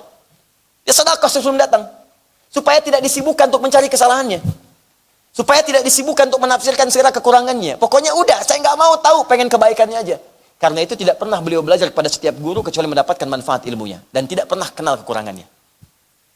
Sehingga pikiran semuanya terbatas pada kemuliaannya. Nah, ini kadang-kadang ini yang hilang di siswa-siswa sekarang. Sebelum masuk majlis sudah salah tuh. Majlis siapa? Ustaz Adi? Bid'ah. Itu bisa mana? Bagaimana dapat ilmunya? Ya. Nah, karena itu saya katakan pada siapapun mesti baik. Ya, berpasangka baik. Kalau ada baik diambil, tak sepakat jangan dicela. Dia, itu siapapun gurunya. Anda tidak harus berguru kepada saya. Banyak ustaz-ustaz lain yang baik-baik. Ambil ilmunya. Barangkali ada kelebihan yang bisa menenteramkan dan meneduhkan jiwa Anda. Ambil ilmunya dan di situ kemudian beradab dengan mulia. Paham ya? Ya, saya tidak mengajarkan Anda untuk mencela orang lain, ya. Baik, kita kembalikan. Tadi seperti itulah Sibawayh. Al-Imam An-Nawawi, demikian akhlak para ulama kita. Maka saya kembalikan ke sini, Sibawayh juga berpandangan, setiap pandangan Sibawayh akan diamini oleh semua pakar bahasa setelahnya. Jarang ada yang mendebat. Ya, baik, saya kembalikan. Thumma al-ilsaq haqiqiyun. Ya. Kemudian yang dimaksud dengan ilsaq itu lengket, nempel. Bisa berarti sifatnya nyata, langsung. Hakiki itu langsung. Contoh, amsaktu bi Zaidin idza qabadta ala syai'in min jismi. Nah, amsaktu bi Zaid. Amsaktu, saya pegang Zaid pakai bi Zaid. Saya bisa katakan gini, amsaktu Zaidan. Nama siapa? Ya? Adi, jangan ini. Saya pegang Adi, jadi saya begini nanti. Nama siapa? Abdul. Coba berdiri. Masya Allah. Jazakallah khair. Baik, lihat sini. Amsaka yumsiku, pegang dengan erat. Begini. Ya. Gak usah ikut saya, di situ aja. Ini pegang, ya. Pegang dengan erat. Kalau saya bilang amsaktu Abdullah, ya, saya sedang megang Abdul. Artinya apa? Pegang biasa aja. Erat mungkin lepas. Tapi kalau saya katakan amsaktu bi Abdul, saya pegang sampai nempel dengan saya. Jangan pergi kemana-mana. Nempel. Ya. Di begitu saya tempelkan begini, nempel sampai nempel. Jangan lepas. Coba jalan. Imma saya tarik atau saya ikut dia begini. Itu nempel. Itu namanya menggunakan ba. Itu ilsaq namanya. Nempel. Idul? Ya, silakan duduk ya. Jazakallah khair. Semoga Allah berikan pahala pada antum. Nah, al-saqtu mindila, ya, al-saqtul mindil, misal, alal kitab. Saya tempelkan ini, ya, tisu ke kitab, ke buku, nempel begini. Di kemana aja bukunya pergi, ini mindil, ya. Sapu tangannya atau tisunya akan ikut. Ini ba namanya lisak. Jadi begitu menggunakan kata ba, al-saqtu misalnya al-mindila bi kitabin. Saya tempelkan tisu ini ke kitab. Ketika menggunakan ba, itu tandanya itu tisu ditempelkan dengan erat sampai kapanpun sulit untuk dilepaskan. Jelas ya? Itu lisak hakiki. Ada yang maknawi. Maknawi itu tidak nampak dalam pandangan kita, nggak langsung kepegang, tapi begitu erat dengan kita. Kita megang nggak bisa, lihat pun nggak tampak. Ini bagian kedua nih. Tadi satu hakiki, bendanya ada, kelihatan langsung ada. Contoh, amsaktu bi Abdullah, saya pegang tangannya Abdul dengan kuat. Abdulnya kelihatan. Kelihatan samping saya ikutin. Hakiki, yakin ada benda materinya depan kita. Kedua maknawi, nggak nampak. Wujudnya nggak kelihatan, dipegang nggak bisa, dilihat nggak nampak. Cuman kita yakin ada itu dan nempel dengan kita. Misal, antum punya perasaan. Punya perasaan nggak? Baik, coba tunjukkan pada saya, bisa kelihatan? Nggak ada, tapi kita yakin punya itu. Kita punya kebahagiaan, punya kesedihan. Ya, ada orang kemudian datang mengajak debat Abu Hanifah. Dia orang paling hebat di masanya, liberal dia. Datang di masanya Imam Abu Hanifah. Tuhan tuh nggak ada katanya, karena nggak kelihatan. Masya Allah, hampir kalah semua orang pada saat itu. Datang anak kecil namanya Abu Hanifah Nu'man. Lewat dia, kenapa Tuhan nggak ada? Maaf om, bahasa kita ya, sini. Maaf om, sini katanya kan. Oh, kamu mau nantang saya? Bukan, ya. Saya cuma pengen tahu aja kenapa plak ditampar. Kaget dia. Kamu nampar saya? Emang kenapa? Sakit. Tunjukkan pada saya mana sakitnya. Ini, itu bukan, itu pipi. Saya pengen lihat sakitnya, bukan pipinya. Saya nggak bisa tampakkan, demikianlah Tuhan, Allah. Bukan berarti yang tak kelihatan itu tidak ada. Karena Anda pun merasakan sakitnya di situ, tapi sakit tak nampak, tapi Anda bisa merasakannya. Kalah sama anak kecil, malu keluar dari situ, tobat. Liberal dulu, kalah sama anak kecil, tobat. Liberal sekarang, sudah nggak punya dalil, nggak mau tobat. Itu yang kita doakan. Kalau yang begitu kita doakan dia, kita doakan. Banyak, Abu Jahal nggak mau tobat, maka sekarang nggak mau tobat. Ya, dah, ya.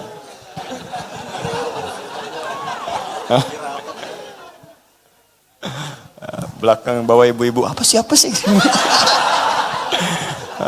Gak apa-apa bu ya, gak apa-apa, bismillah. Walaupun tidak nampak, yang penting hati kita terhubung lah ya. Nih, catat, Dun.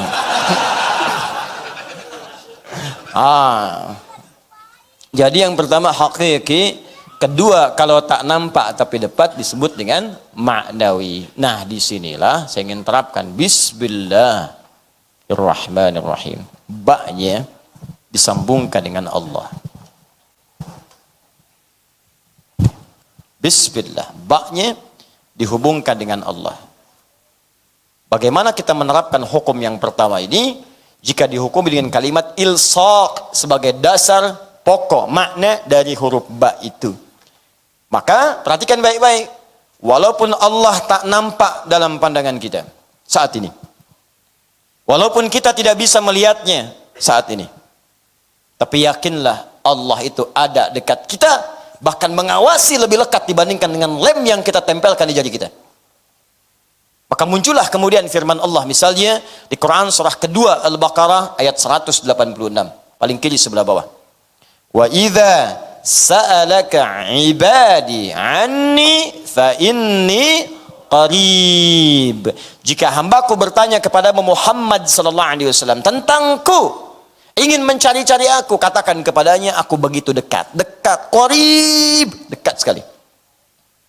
Bahkan ditajamkan di Quran surah ke-50 ayat ke-16. Awas hati-hati. Walaqad khalaqnal insana wa na'lamu ma tuwaswisu bihi nafsuhu wa nahnu aqrabu ilaihi min hablil warid. Sungguh kami telah ciptakan manusia, bahkan kami tahu apa yang dibisikkan jiwanya kepadanya. Dia bukan cuma diciptakan, maaf ya, Allah sampai tahu apa yang belum Anda ungkapkan. Jadi baru jiwa Anda bisikan sudah ketahuan. Ya. Coba lihat tuh Ustaz, coba lihat tuh. PC-nya pasti ada yang salah tuh. Di hati Anda bicara. Coba lihat itu, coba lihat. Belum diungkapkan. Katakan kepadanya, jangan dipendam, nanti aku keduluan. Di hati baru muncul, belum disampaikan, itu Allah tahu. Yang positif atau negatif. Kalau positif belum diungkapkan, dituliskan pahalanya. Tapi kalau negatif belum diungkapkan, belum keluar dosanya. Diucapkan baru keluar. Yang positif baru dihadirkan dalam hati kita, dituliskan pahalanya. Dikeluarkan, tambahkan 2 kali lipat. Indahnya Allah. Tapi yang mau saya sampaikan, wa nahnu aqrabu ilaihi min hablil warid. Sampaikan pesan pada seluruh hamba-hambaku, aku lebih dekat dibandingkan urat leher yang melekat pada dirinya. Saya mau tanya pada Anda, apakah urat leher Anda ini, maaf, dilem di leher Anda? Bukan masalah lemnya, sudah nempel terus kemanapun Anda pergi. Ada orang yang kalau mau pergi ke kantor dulu, dilepas dulu urat lehernya. Ntar ya, abang mau kantor dulu, simpen sini, nggak bisa. Ya, semua nempel. Dia kemanapun pergi, ikut. Dia tidur, ikut. Dia kantor, ikut. Dia makan, ikut. Nempel terus. Kata Allah, saya lebih dekat, lebih lekat dibandingkan urat leher yang nempel di leher kamu itu. Ini fungsi lisak yang pertama, ilsak. Jadi ba ini kenapa disebut dengan ba ilsak? Bagaimana diterapkan pada kalimat bismillah? Ketika Anda mengucapkan kalimat ini, bismillahirrahmanirrahim, maka bukan sekedar ucapkan ba, tapi rasakan Allah sedang berada di dekat kita, lebih dekat daripada urat leher kita. Kalau mengucapkan kalimat bismillahnya begini, maka Anda akan dijaga oleh Allah dari perbuatan maksiat. Anda akan dijaga karena Anda merasa dekat dengan Allah. Orang yang pegang minuman dan mengucapkan bismillah, dia merasa Allah lebih dekat dengan dirinya. Nempel padanya, mengawasi dia. Maka mustahil dia akan menyentuh minuman yang diharamkan oleh Allah Subhanahu wa taala. Karena dia tahu, diawasi oleh Allah. Kalau dia mengerti dia bekerja, dan saat kerja itu, dia dikawal oleh Allah langsung. Dilihat, diawasi, bahkan dekat pada dirinya. Dan dia merasa dekat dengan Allah. Diawasi Allah. Dia tidak akan memilih pekerjaan yang tidak Allah sukai. Tidak akan korupsi. Tidak akan mencuri. Nggak akan nyogok. Apa nggak malu saat nyogok dilihat Allah? Anda nyogok dilihat manusia saja malu. Nyogok kelihatan manusia malu.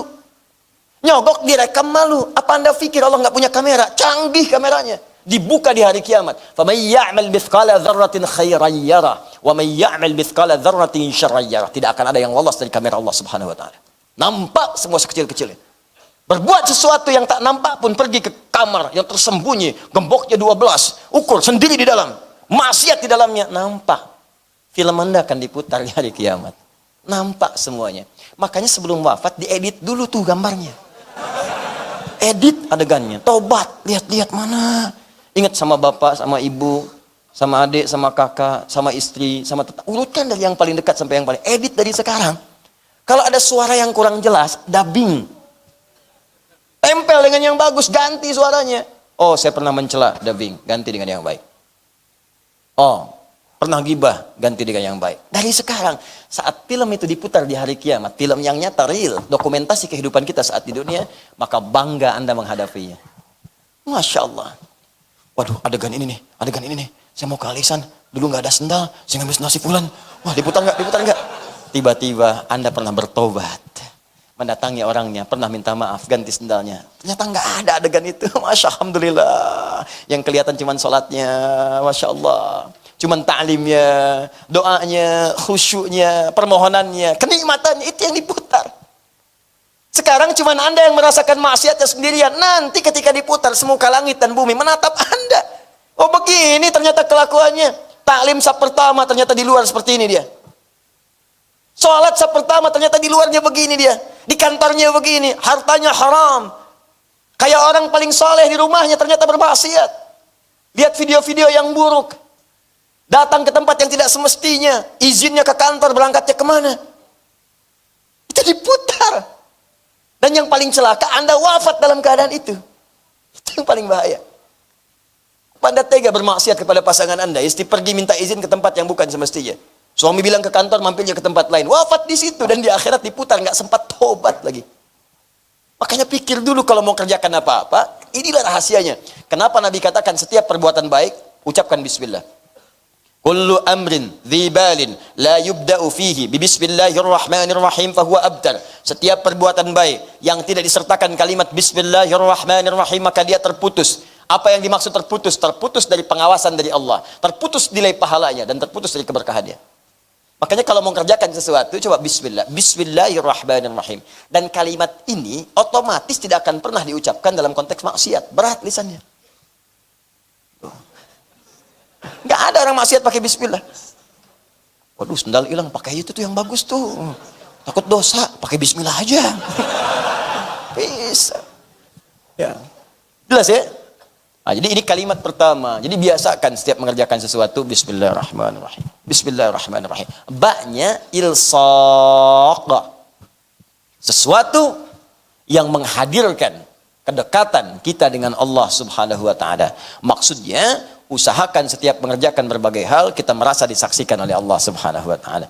Kalau sudah hidup kita begini dan merasa Allah dekat dengan kita, maka sudah dijawablah langsung oleh Allah. Ujibu da'watad da'i idza da'an. Jika dia punya kebutuhan, seketika aku akan berikan. Itu rahasianya. Makanya ada orang-orang yang saking dekatnya dengan Allah, belum minta sudah dijawab. Belum minta. Belum memohon sudah dikabulkan. Kan saya sering sampaikan, Maryam ada. Ya, Maryam itu kan bukan nabi, bukan rasul, manusia biasa. Kenapa diberi contoh dalam Al-Quran manusia biasa? Supaya kita bisa mengikutinya. Supaya Anda tidak katakan dia akan nabi, ya Allah. Dia akan rasul. Oh, saya manusia biasa. Aku mah apa atuh? Kata Allah, kamu manusia, Maryam manusia, Imran manusia, dia bukan nabi, bukan rasul. Kamu bukan nabi, kamu bukan rasul. Kenapa dia bisa, kamu tidak? Dengan cara apa lagi bisa diterangkan? Maryam ada, Luqman ada, Imran ada, Hannah ada, Asiyah ada. Ada semuanya. Apa yang tidak ada? Karena itu kita turunkan ini sebagai bagian dari contoh kehidupan kita turunkan. Bangun kedekatan dengan Allah. Bangun. Bangun. Coba. Wa idza sa'alaka 'ibadi 'anni fa inni qarib. Setelah mengatakan saya dekat, ujibu da'watad da'i idza da'an. Maka ketika dia punya permohonan, aku kabulkan. Nah, karena itu orang yang bismillah itu, maka akan dibuktikan kedekatannya dengan menyembah Allah, beramal saleh. Makanya langsung disusul dengan kalimat falyastajibuli. Ketika saya panggil, cepat respon. Makanya orang-orang yang dekat dengan Allah sebelum dipanggil, dia sudah mendekat. Karena itu orang yang paham bismillahirrahmanirrahim, diucapkan 17 kali dalam sehari. Kenapa itu diucapkan? Supaya kita menjadi semakin dekat dengan Allah. Semakin latihan. Anda mengucapkan 17 kali dalam sehari, masa nggak dekat juga? Minimal paham. Orang mengucapkan sekali, belum paham, sekali lagi. Belum ngerti, sekali lagi. Anda 17 kali sehari, masa nggak paham juga? Masa nggak dekat juga? Saya melakukan pendekatan misalnya ke Abdul. Sekali datang, nggak ketemu, wajar. 2 kali datang, nggak ketemu. 3 kali datang, 17 kali. 17 kali sehari datang. Masa nggak ada yang ketemu? Dapat, saya bisa dapatkan itu. Saya pengen ketemu Abdul, Masjid Al-Ihsan. Sekali datang, nggak ada. 2 kali datang, nggak ada. 17 kali sehari, tengok lagi, tengok lagi, tengok lagi, ada. Sekarang nggak dapat, besoknya dapat. Sekarang nggak dapat, besoknya dapat. Anda baca Bismillahirrahmanirrahim seumur hidup berapa kali? Masa belum dekat juga dengan Allah? Sehari 17 kali, belum dekat. Besoknya baca lagi. Besok belum dekat, baca lagi. Bertahun-tahun baca, belum dekat juga. Anda butuh berapa waktu lama lagi? Pertanyaannya adalah, apa yang menyebabkan orang baca ini belum dekat dengan Allah? Karena dia tidak paham fungsi huruf ba di dalamnya. Itu poinnya. Makanya rasakan ketika kita mengucapkan itu, rasakan fungsi ba yang kedua. Apa fungsi ba yang kedua itu? Al-musahabah. Satu ilsaq, kedua musahabah. Yang menyertai. Yang hadir bersama kita. Kalau tadi merasa dekat, nempel.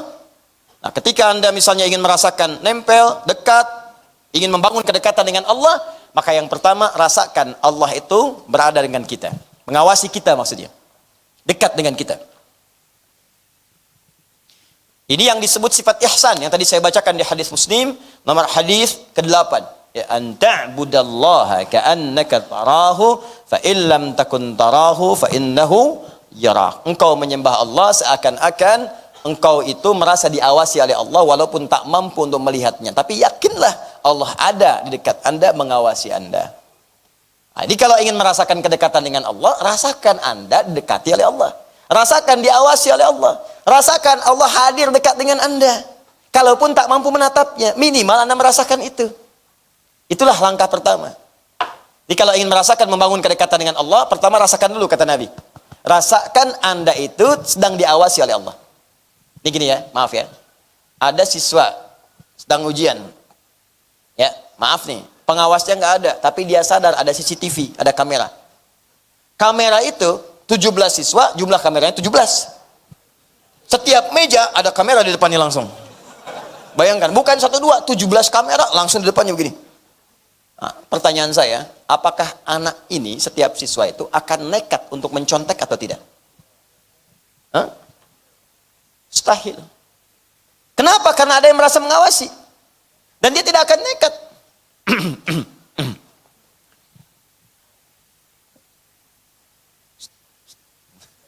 Ini kameranya ke sini, tutup dulu misalnya. Tetap akan ketahuan, dicek lagi. Kenapa kamera di situ kosong? Lihat kamera intinya. Oh, dia sengaja memindahkan kamera untuk mengerjakan sesuatu. Maka orang yang merasa diawasi, sekalipun tidak ada bersama dia pengawasnya, dia akan serius untuk mengerjakan tugasnya.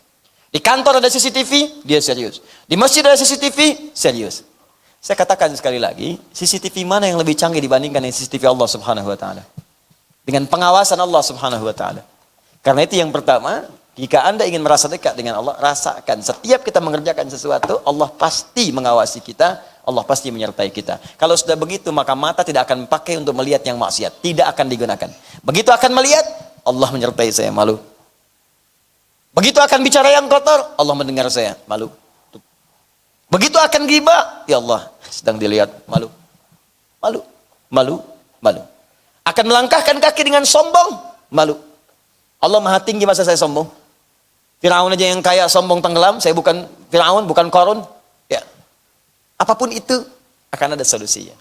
Kalau sudah begitu, maka beramal akan lebih mudah. Itulah ba. Jadi kalau Anda beramalnya cepat, dekat dengan Allah, diawasi, Anda dekat dengan pejabat, akses Anda bisa mudah.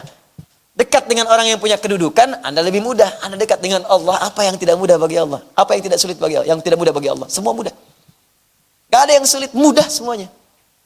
Nah, maka orang yang baca benar bismillahnya, walaupun tidak menyempurnakan sampai akhirnya, ada orang yang cuma baca bismillahirrahmanirrahim, sembuh penyakit. Saking dekatnya dengan Allah Subhanahu wa taala. Bismillahirrahmanirrahim.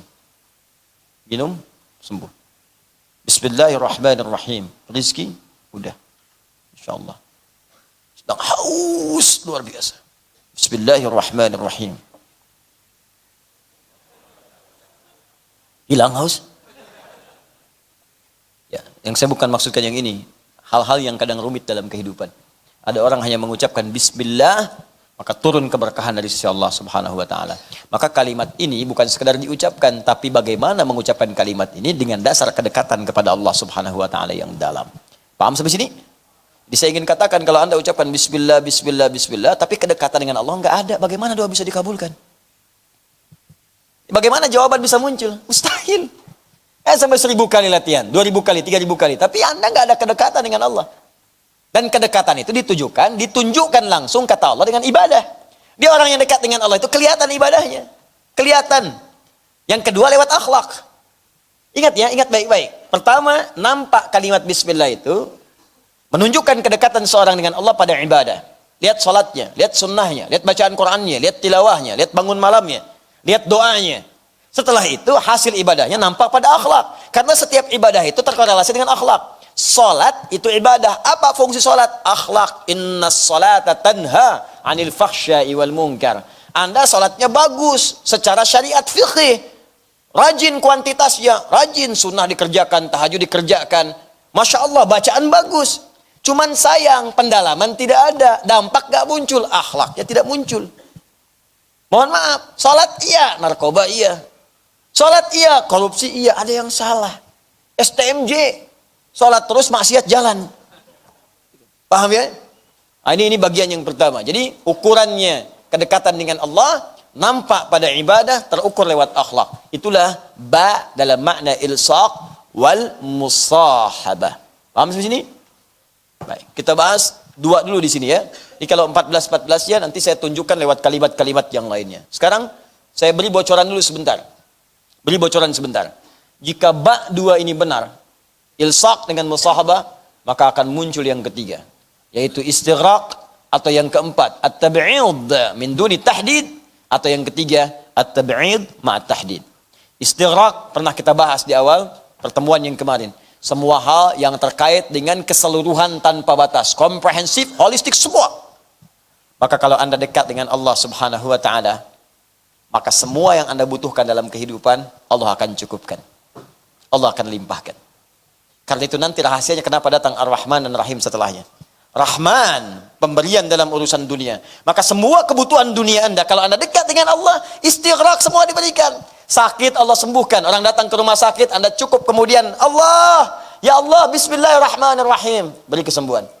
Kadang dokternya datang sendiri. Kadang obatnya dikirimkan ke tempat Anda. Andanya nggak ke rumah sakit, dokternya datang ke tempat Anda.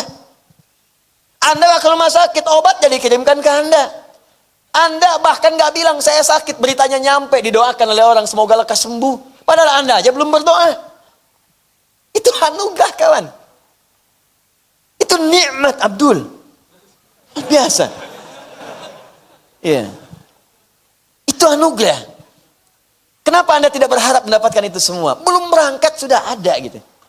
Mau beli nasi goreng, Masya Allah. Mau berangkat, tukangnya datang sendiri. Tek, nasi goreng. Mau bayar, kawan datang. Akhi mau apa nasi goreng? Udah, antum makan aja. Urusan bayar aneh. Masya Allah. Wah, kan dibuka, mana dompetnya? Tadi sih emang iya, cuman ketinggalan dompetnya.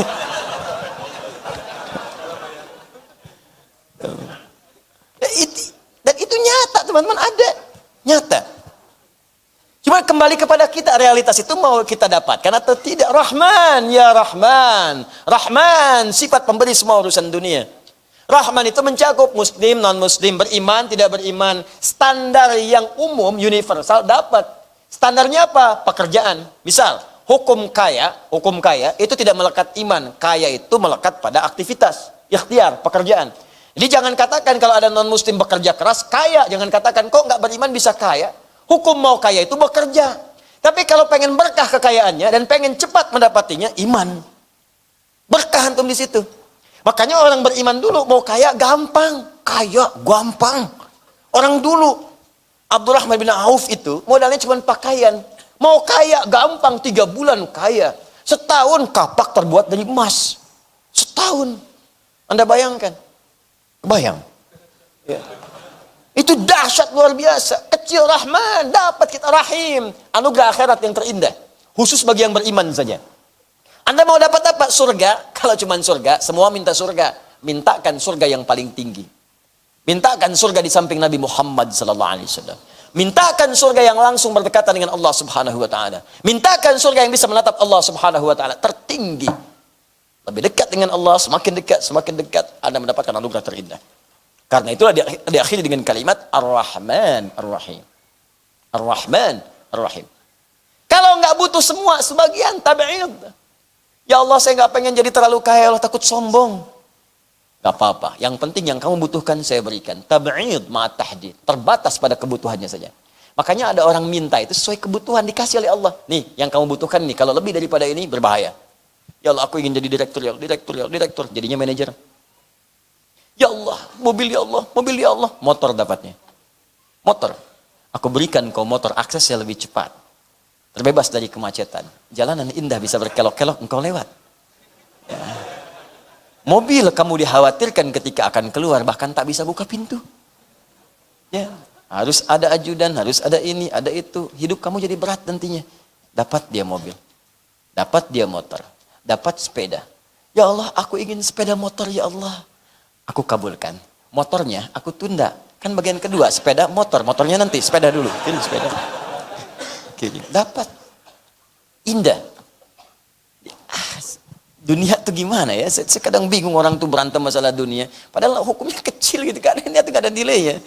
Ya, jadi apa? Allah kan kasih rumus dekat dengan Allah. Jadi dia jadi kecil. Tidak ada orang sedih masalah dunia. Ada orang berantem masalah dunia. Ah, ya Allah, kenapa gitu kan? Dua orang berebut pekerjaan sambil berkelahi, berebut mobil sampai saling tusuk, saling meninggal dua-duanya, mobilnya nggak ada yang dapat. Saya suka ketawa gitu kan. Apa yang mau direbutin itu? Ya rebutan sendal, rebutan kamera, rebutan ini, ngapain? Ngapain dunia? Kita tinggalin. Kalau bukan Anda meninggalkan dunia duluan, dunia meninggalkan Anda duluan. Makanya bismillah. Pakai itu biar nggak sembarangan. Rahman dapat, Rahim dapat, dapat kita. Dan disitulah kita mendapatkan tanda di sisi Allah Subhanahu Wa Taala. Apa itu tanda bahasa Arabnya? Wasmun. Kalau disatukan dengan ba, hilangkan wawunya, ganti dengan alif. Kalau pengen cepat, hilangkan alifnya, langsung sin dengan mim, gabungkan dengan ba. Bismi. Bismillah. Nih asalnya dari kata ismun. Ismun ini pendapat pertama dari kata wasmun,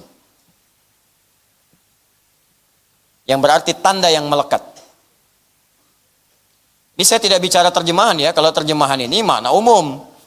Ismun diartikan nama. Dalam bahasa Arab, ismun, nama, masmuka, siapa namamu hai lelaki, masmuki, siapa namamu hai perempuan, mas Karyo, namanya Karyo.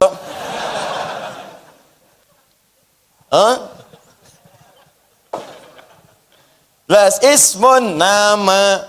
Itu kalau bahasa Arab biasa, standar nama, mas muka, siapa namamu. Paham? Tapi kalau kita kaji lebih dalam, apa asal kata ismun ini? Wa qala al-kufiyuna, wa qala al-basriyuna. Ahli nahu dari Kufah, ahli nahu dari Basra. Orang-orang pakar bahasa Arab mengatakan, pendapat pertama, ismun berasal dari kata wasmun, yaitu sesuatu tanda yang melekat.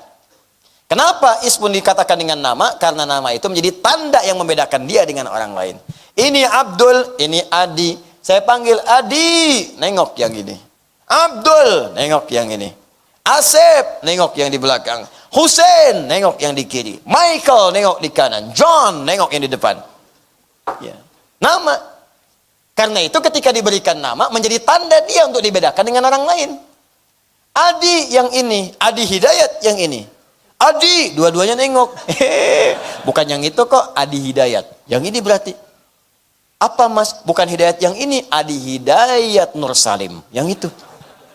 Di setiap diberikan nama, tambah untuk membedakan satu dengan yang lainnya. Karena itu setiap nama yang melekat, mau disingkat, mau tidak disingkat, pasti membedakan satu dengan yang lain. Nih, saya berikan gambaran. UAS singkatan. Siapa yang terbayang? Ustaz Abdul Samad. Kita doakan, studinya lancar, sudahnya insya Allah lancar. Ya kan? Kembali ke tanah air, berdakwah dengan baik, diterima masyarakat. Dan insya Allah dijaga oleh Allah Subhanahu Wa Taala.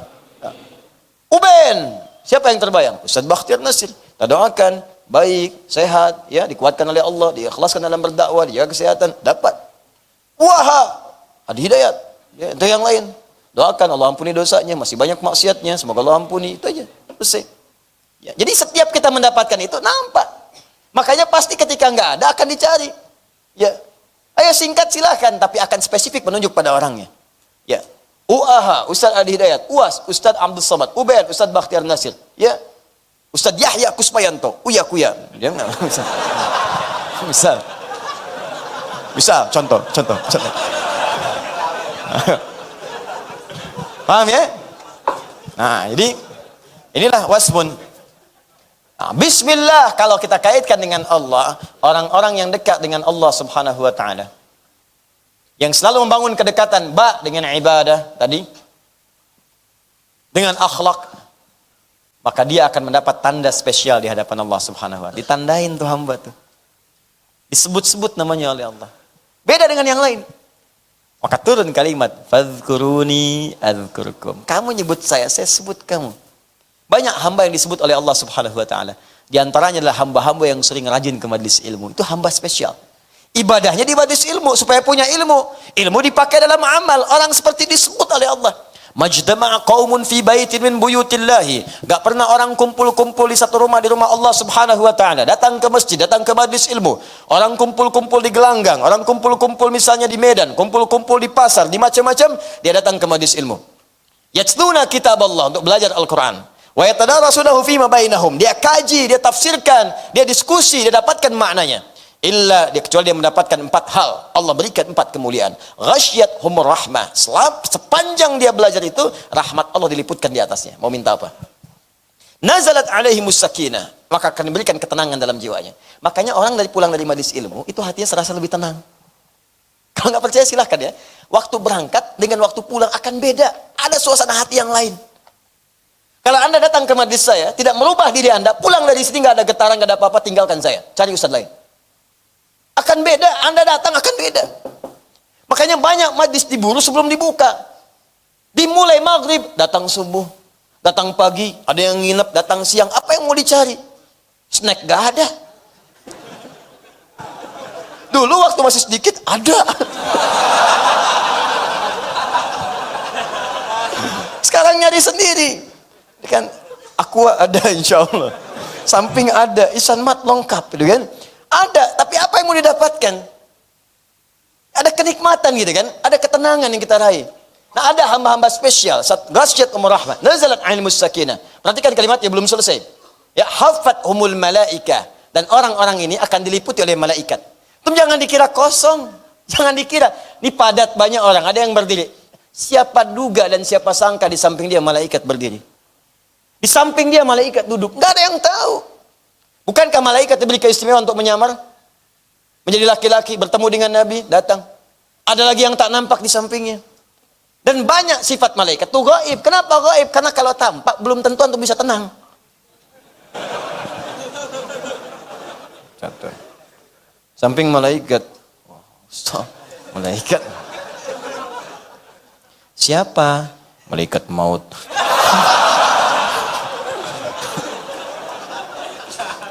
Saya waktunya sebentar lagi enggak. Tenang aja, saya mau ke Abdul kok. Contoh, aduh. Contoh. Misal. Ya. Jadi begitu. Ya. Ya. Nah, ini teman-teman sekalian, itu yang keempat belum selesai.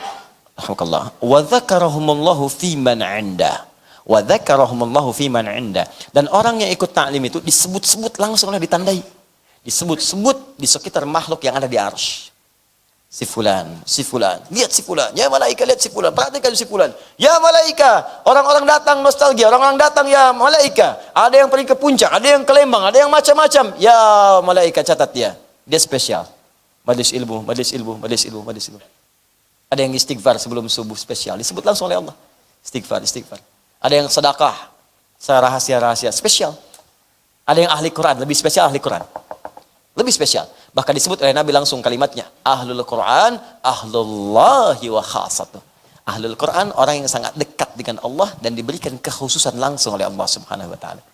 Jika benar menjadi ahli Quran dia. Karena ada 3 jenis ahli Quran. 1, orang zalim dengan Qurannya. Hafal Quran tapi bermaksiat dengan Qurannya. Yang kedua, muqtasid. Cukup untuk dirinya sendiri, belum bisa berbagi. Yang ketiga, sabiqum bil khairati biiznillah. Ahli Quran yang mengamalkan isi Qurannya penuh dengan nilai-nilai kebaikan. Itu di Quran surah ke-35 ayat ke-32. Kalau benar, langsung turun rahmat Allah, disebut-sebut oleh Allah. Wasmun. Sebut namanya. Dekat dia dengan Allah Subhanahu wa ta'ala. Ada tanda di sisi Allah Subhanahu wa ta'ala. Ini bukan sekedar bismillah dengan nama Allah. Ketika Anda menyebut Allah dengan namanya, Anda diberi tanda oleh Allah Subhanahu wa ta'ala. Anda mau kerja, Bismillahirrahmanirrahim. Menyebut nama Allah, ditandai oleh Allah. Jaga dari perbuatan maksiat. Jangan dituliskan hal maksiat di komputer dia. Bisikan di hatinya. Ya, Awas, begitu dibisikkan, diberikan petunjuk, burhan. Burhan Rabbi, laula ara burhan Rabbi. Lihat ada burhan dalam jiwanya. Jangan kerjakan ini bahaya. Bagaimana kalau kamu wafat? Pindah. Tinggalkan maksiat. Masya Allah, indah. Kalau hidup begitu, demi Allah saya katakan nyaman, enak. Enak. Nah, yang terakhir, ismun itu juga bisa berarti dari kata sumu. Sumuwun, sesuatu yang tinggi. Tinggi terangkat. Sumu. Sumuwun. Sesuatu yang tinggi terangkat. Sesuatu yang tinggi terangkat. Oh, ini agak dalam ya kajiannya. Kalau ngaji biasa mungkin nggak dapat gitu.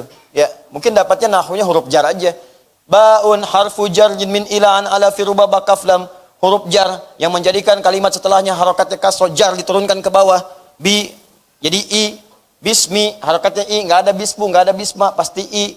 Ya, billahi jadi i, itu hanya hukum nahu. Tapi kalau kita ngaji tafsirnya, maka mesti dibawa buku-buku seperti ini, kitab-kitab ini supaya dapat kita lengkap. Sumuwun, sesuatu yang tinggi. Orang-orang yang ditandai oleh Allah maka akan diangkat derajatnya tinggi di sisi Allah Subhanahu wa taala. Jelas. Orang-orang dekat dengan Allah, merasa dekat dengan Allah, ibadah kepada Allah, akhlaknya mulia, maka ditandai oleh Allah dan diangkat derajat di sisi Allah Subhanahu wa taala. Persis seperti orang beriman, amal soleh diangkat derajat. Orang menuntut ilmu karena Allah diangkat derajat, ditandai oleh Allah. Tadi hadisnya saya bacakan.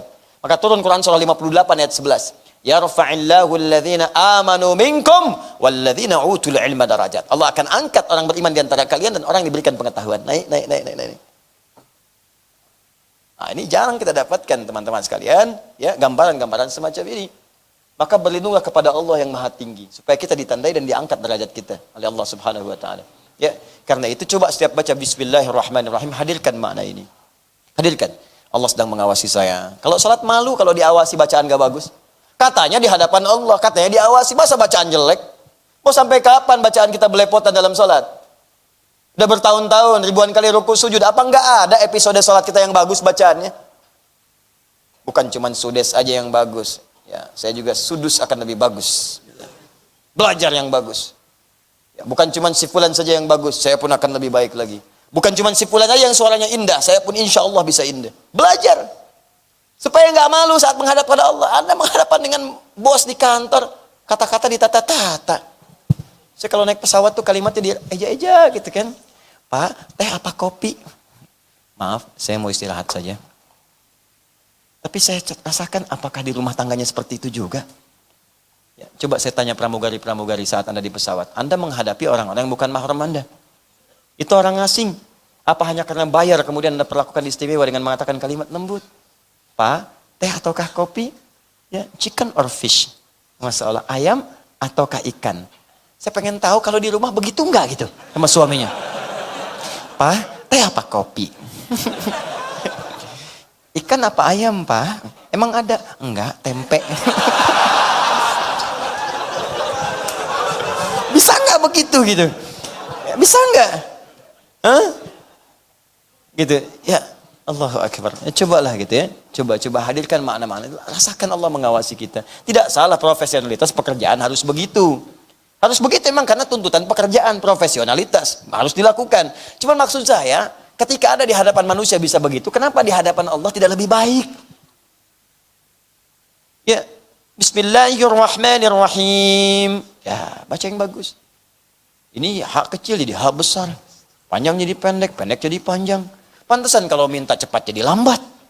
Ya, minta lambat jadi nggak datang. Paham ya? Nah, sekarang yang terakhir. Kenapa di sini menggunakan kalimat Allah terlebih dahulu? Padahal bisa dikatakan, misal di luar bacaan ini bisa kita berkata Bismillahirrahmanirrahim. Karena kalimat Ar-Rahman itu bisa digunakan ketika tidak menyebut kalimat Allah. Dalilnya Quran surah 17 ayat 110. Qulid Allah awid Rahman. Sebut nama Allah atau sebut Ar-Rahman. Di sini kenapa?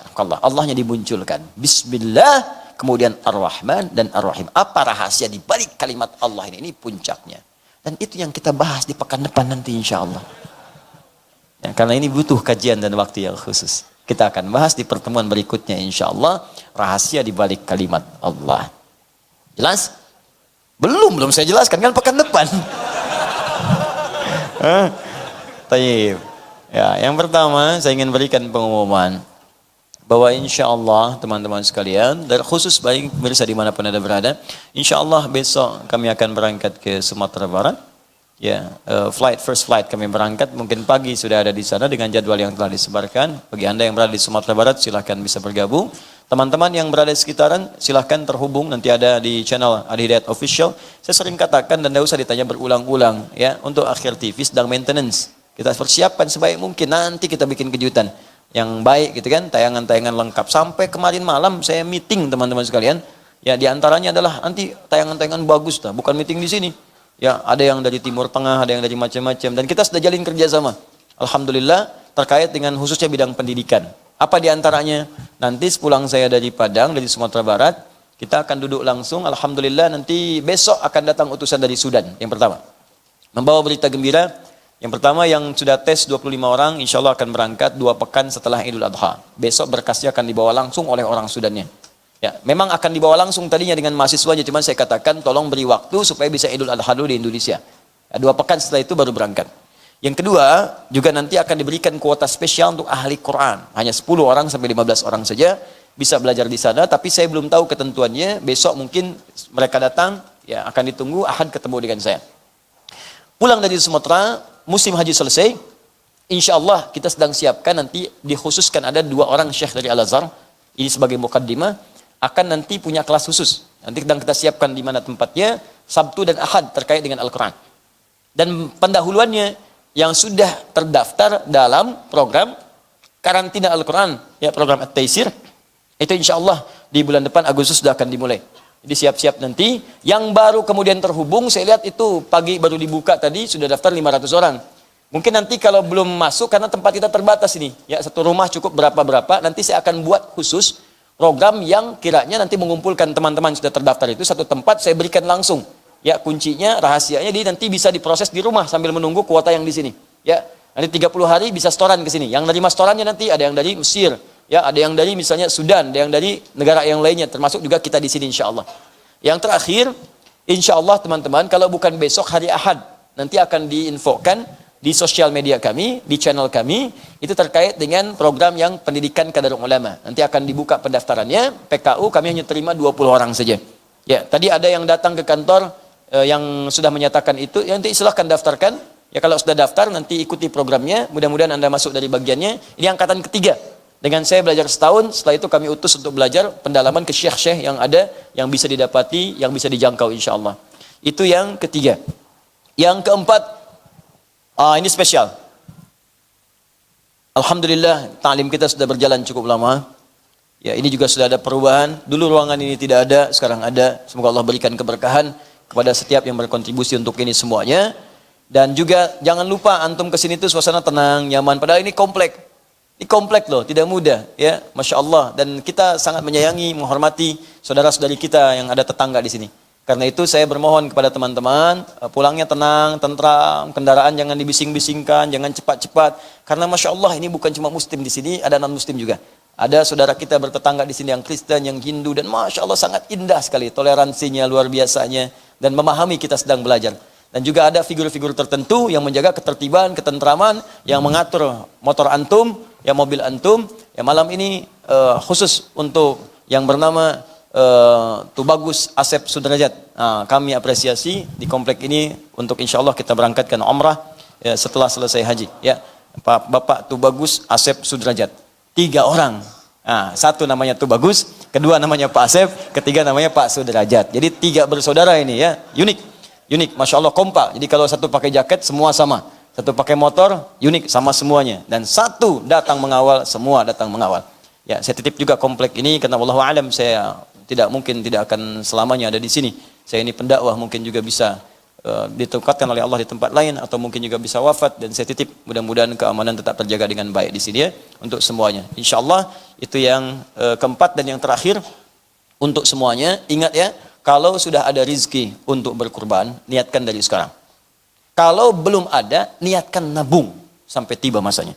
Niatkan nabung, beli sedapat mungkin untuk niatkan dapat hewan kurban. Sekumpul berapapun. Niatkan oleh antum. Saya pengen kambing misalnya yang 2 juta, 2,5 juta, siapkan dari sekarang. Bismillah. dan niatkan untuk mendapatkan ridha Allah. Nanti lihat apa yang terjadi setelah itu. Nanti kita akan dekat dengan Idul Kurban, saya bahas fikirnya. Tapi saya niatkan dari sekarang, saya ajak nabung dari sekarang. Kalaupun nggak sempat dapat cuma 500 ribu, 700 ribu, beli ayam. Beli ayam. Memang secara fikih yang korbankan itu sapi, kambing, domba, apa. Tapi niatkan ini tabungan kita untuk bersedekah di hadapan Allah Subhanahu Wa Taala. Kasih orang, kasih orang, kasih orang. Itu yang dikerjakan Bilal waktu dulu. Itu yang dikerjakan Ibnu Abbas waktu dulu. Nah, pertanyaannya ketika mereka menyembelih ayam, walaupun tak punya uang untuk kambing, dia berusaha sedapat mungkin apa yang Allah berikan kemuliaan pada keduanya. Kita lihat nanti saat kita masuk pada bahasannya insya Allah. Ya, tapi saya katakan dari sekarang, mulai. Saya kira itu teman-teman yang bisa disampaikan. Semoga Allah berikan kemuliaan untuk kita semua. Dan sekali lagi saya nggak minta apapun, tolong doakan dalam sujud Anda, dalam kesempatan Anda, supaya Allah mengampuni dosa-dosa kami dan keluarga. Alhamdulillahi Rabbil Alamin hamdan syakirin hamdan yuafi ni'amahu wa yukafi mazidah ya Rabbana lakal hamdu wa lakal syukru kama yanbaghi li jalali wajhikal karim wa li 'azimi sultanik. Allahumma salli wa sallim wa barik ala rasulikal karim nabiyyikal amin sayyidina Muhammadin wa ala alihi wa sahbihi ajma'in. Rabbana la tada' lana fi maqamina hadha wa fi kulli maqamin dhanban illa ghafartah. Ya Allah, bila ada yang datang ke pengajian ini, ke majlis ta'lim ini, bila dia hadir di masjid atau sekitarannya, ya Allah, maka ampuni segala dosa-dosanya. Wala hamman illa farajtah, jika ada yang datang ke pengajian ini hatinya tengah gelisah, maka jangan biarkan dia meninggalkan majlis ini kecuali engkau telah tenangkan keadaan jiwanya. Allahumma ya Allah wala asran illa yassartah, jika ada yang datang ke majlis ini membawa kesulitan dalam hidupnya, di rumah tangganya, dalam kehidupan pekerjaannya, sosialnya, maka mohon ya Allah dengan keikhlasan amalnya angkat dan hilangkan ya Allah segala kesulitannya. Wala maridan illa syafaitah, jika ada di antara kami yang kau uji dengan penyakit ya Rabb, maka kami mohon ya Allah angkat dan sembuhkan segala penyakitnya. Allahumma aslih ahwalana ma yaqarribuna ila ridhaka ya arhamar rahimin. Allahumma ighfir ya Allah, ighfir lana dhunubana waghfir kullal 'asi liyatubu ilaika ya arhamar rahimin. Ya Allah, kami mohon bimbing kami untuk kami bisa berbuat lebih baik daripada hari-hari sebelumnya. Kami ingin lebih dekat denganmu ya arhamar rahimin. Ampuni dosa kami ya Allah, bimbing kami untuk bisa bertobat kepadamu ya arhamar rahimin. Ya Allah, mohon ampuni dan maafkan orang-orang yang berbuat maksiat ya padamu ya Allah. Ampuni dan maafkan orang-orang yang menzalimi kami ya Allah. Ampuni dan maafkan orang-orang yang mencela kami ya Allah. Ampuni dan maafkan orang-orang yang berkhianat terhadap kami ya Allah. Ampuni dan maafkan orang-orang yang menzalimi kami ya Allah. Ampuni dan maafkan orang-orang yang jauh dari kami ya arhamar rahimin. Allahumma rabbana atina fid dunya hasanah wa fil akhirati hasanah wa qina adzaban nar. Bifadlika subhana rabbika rabbil izzati amma yasifun wa salamun alal mursalin wa akhiru da'wana alhamdulillahi rabbil alamin. Subhanakallahumma wa bihamdika asyhadu an la ilaha illa anta astaghfiruka wa atubu ilaik. Thumma assalamu alaikum warahmatullahi wabarakatuh.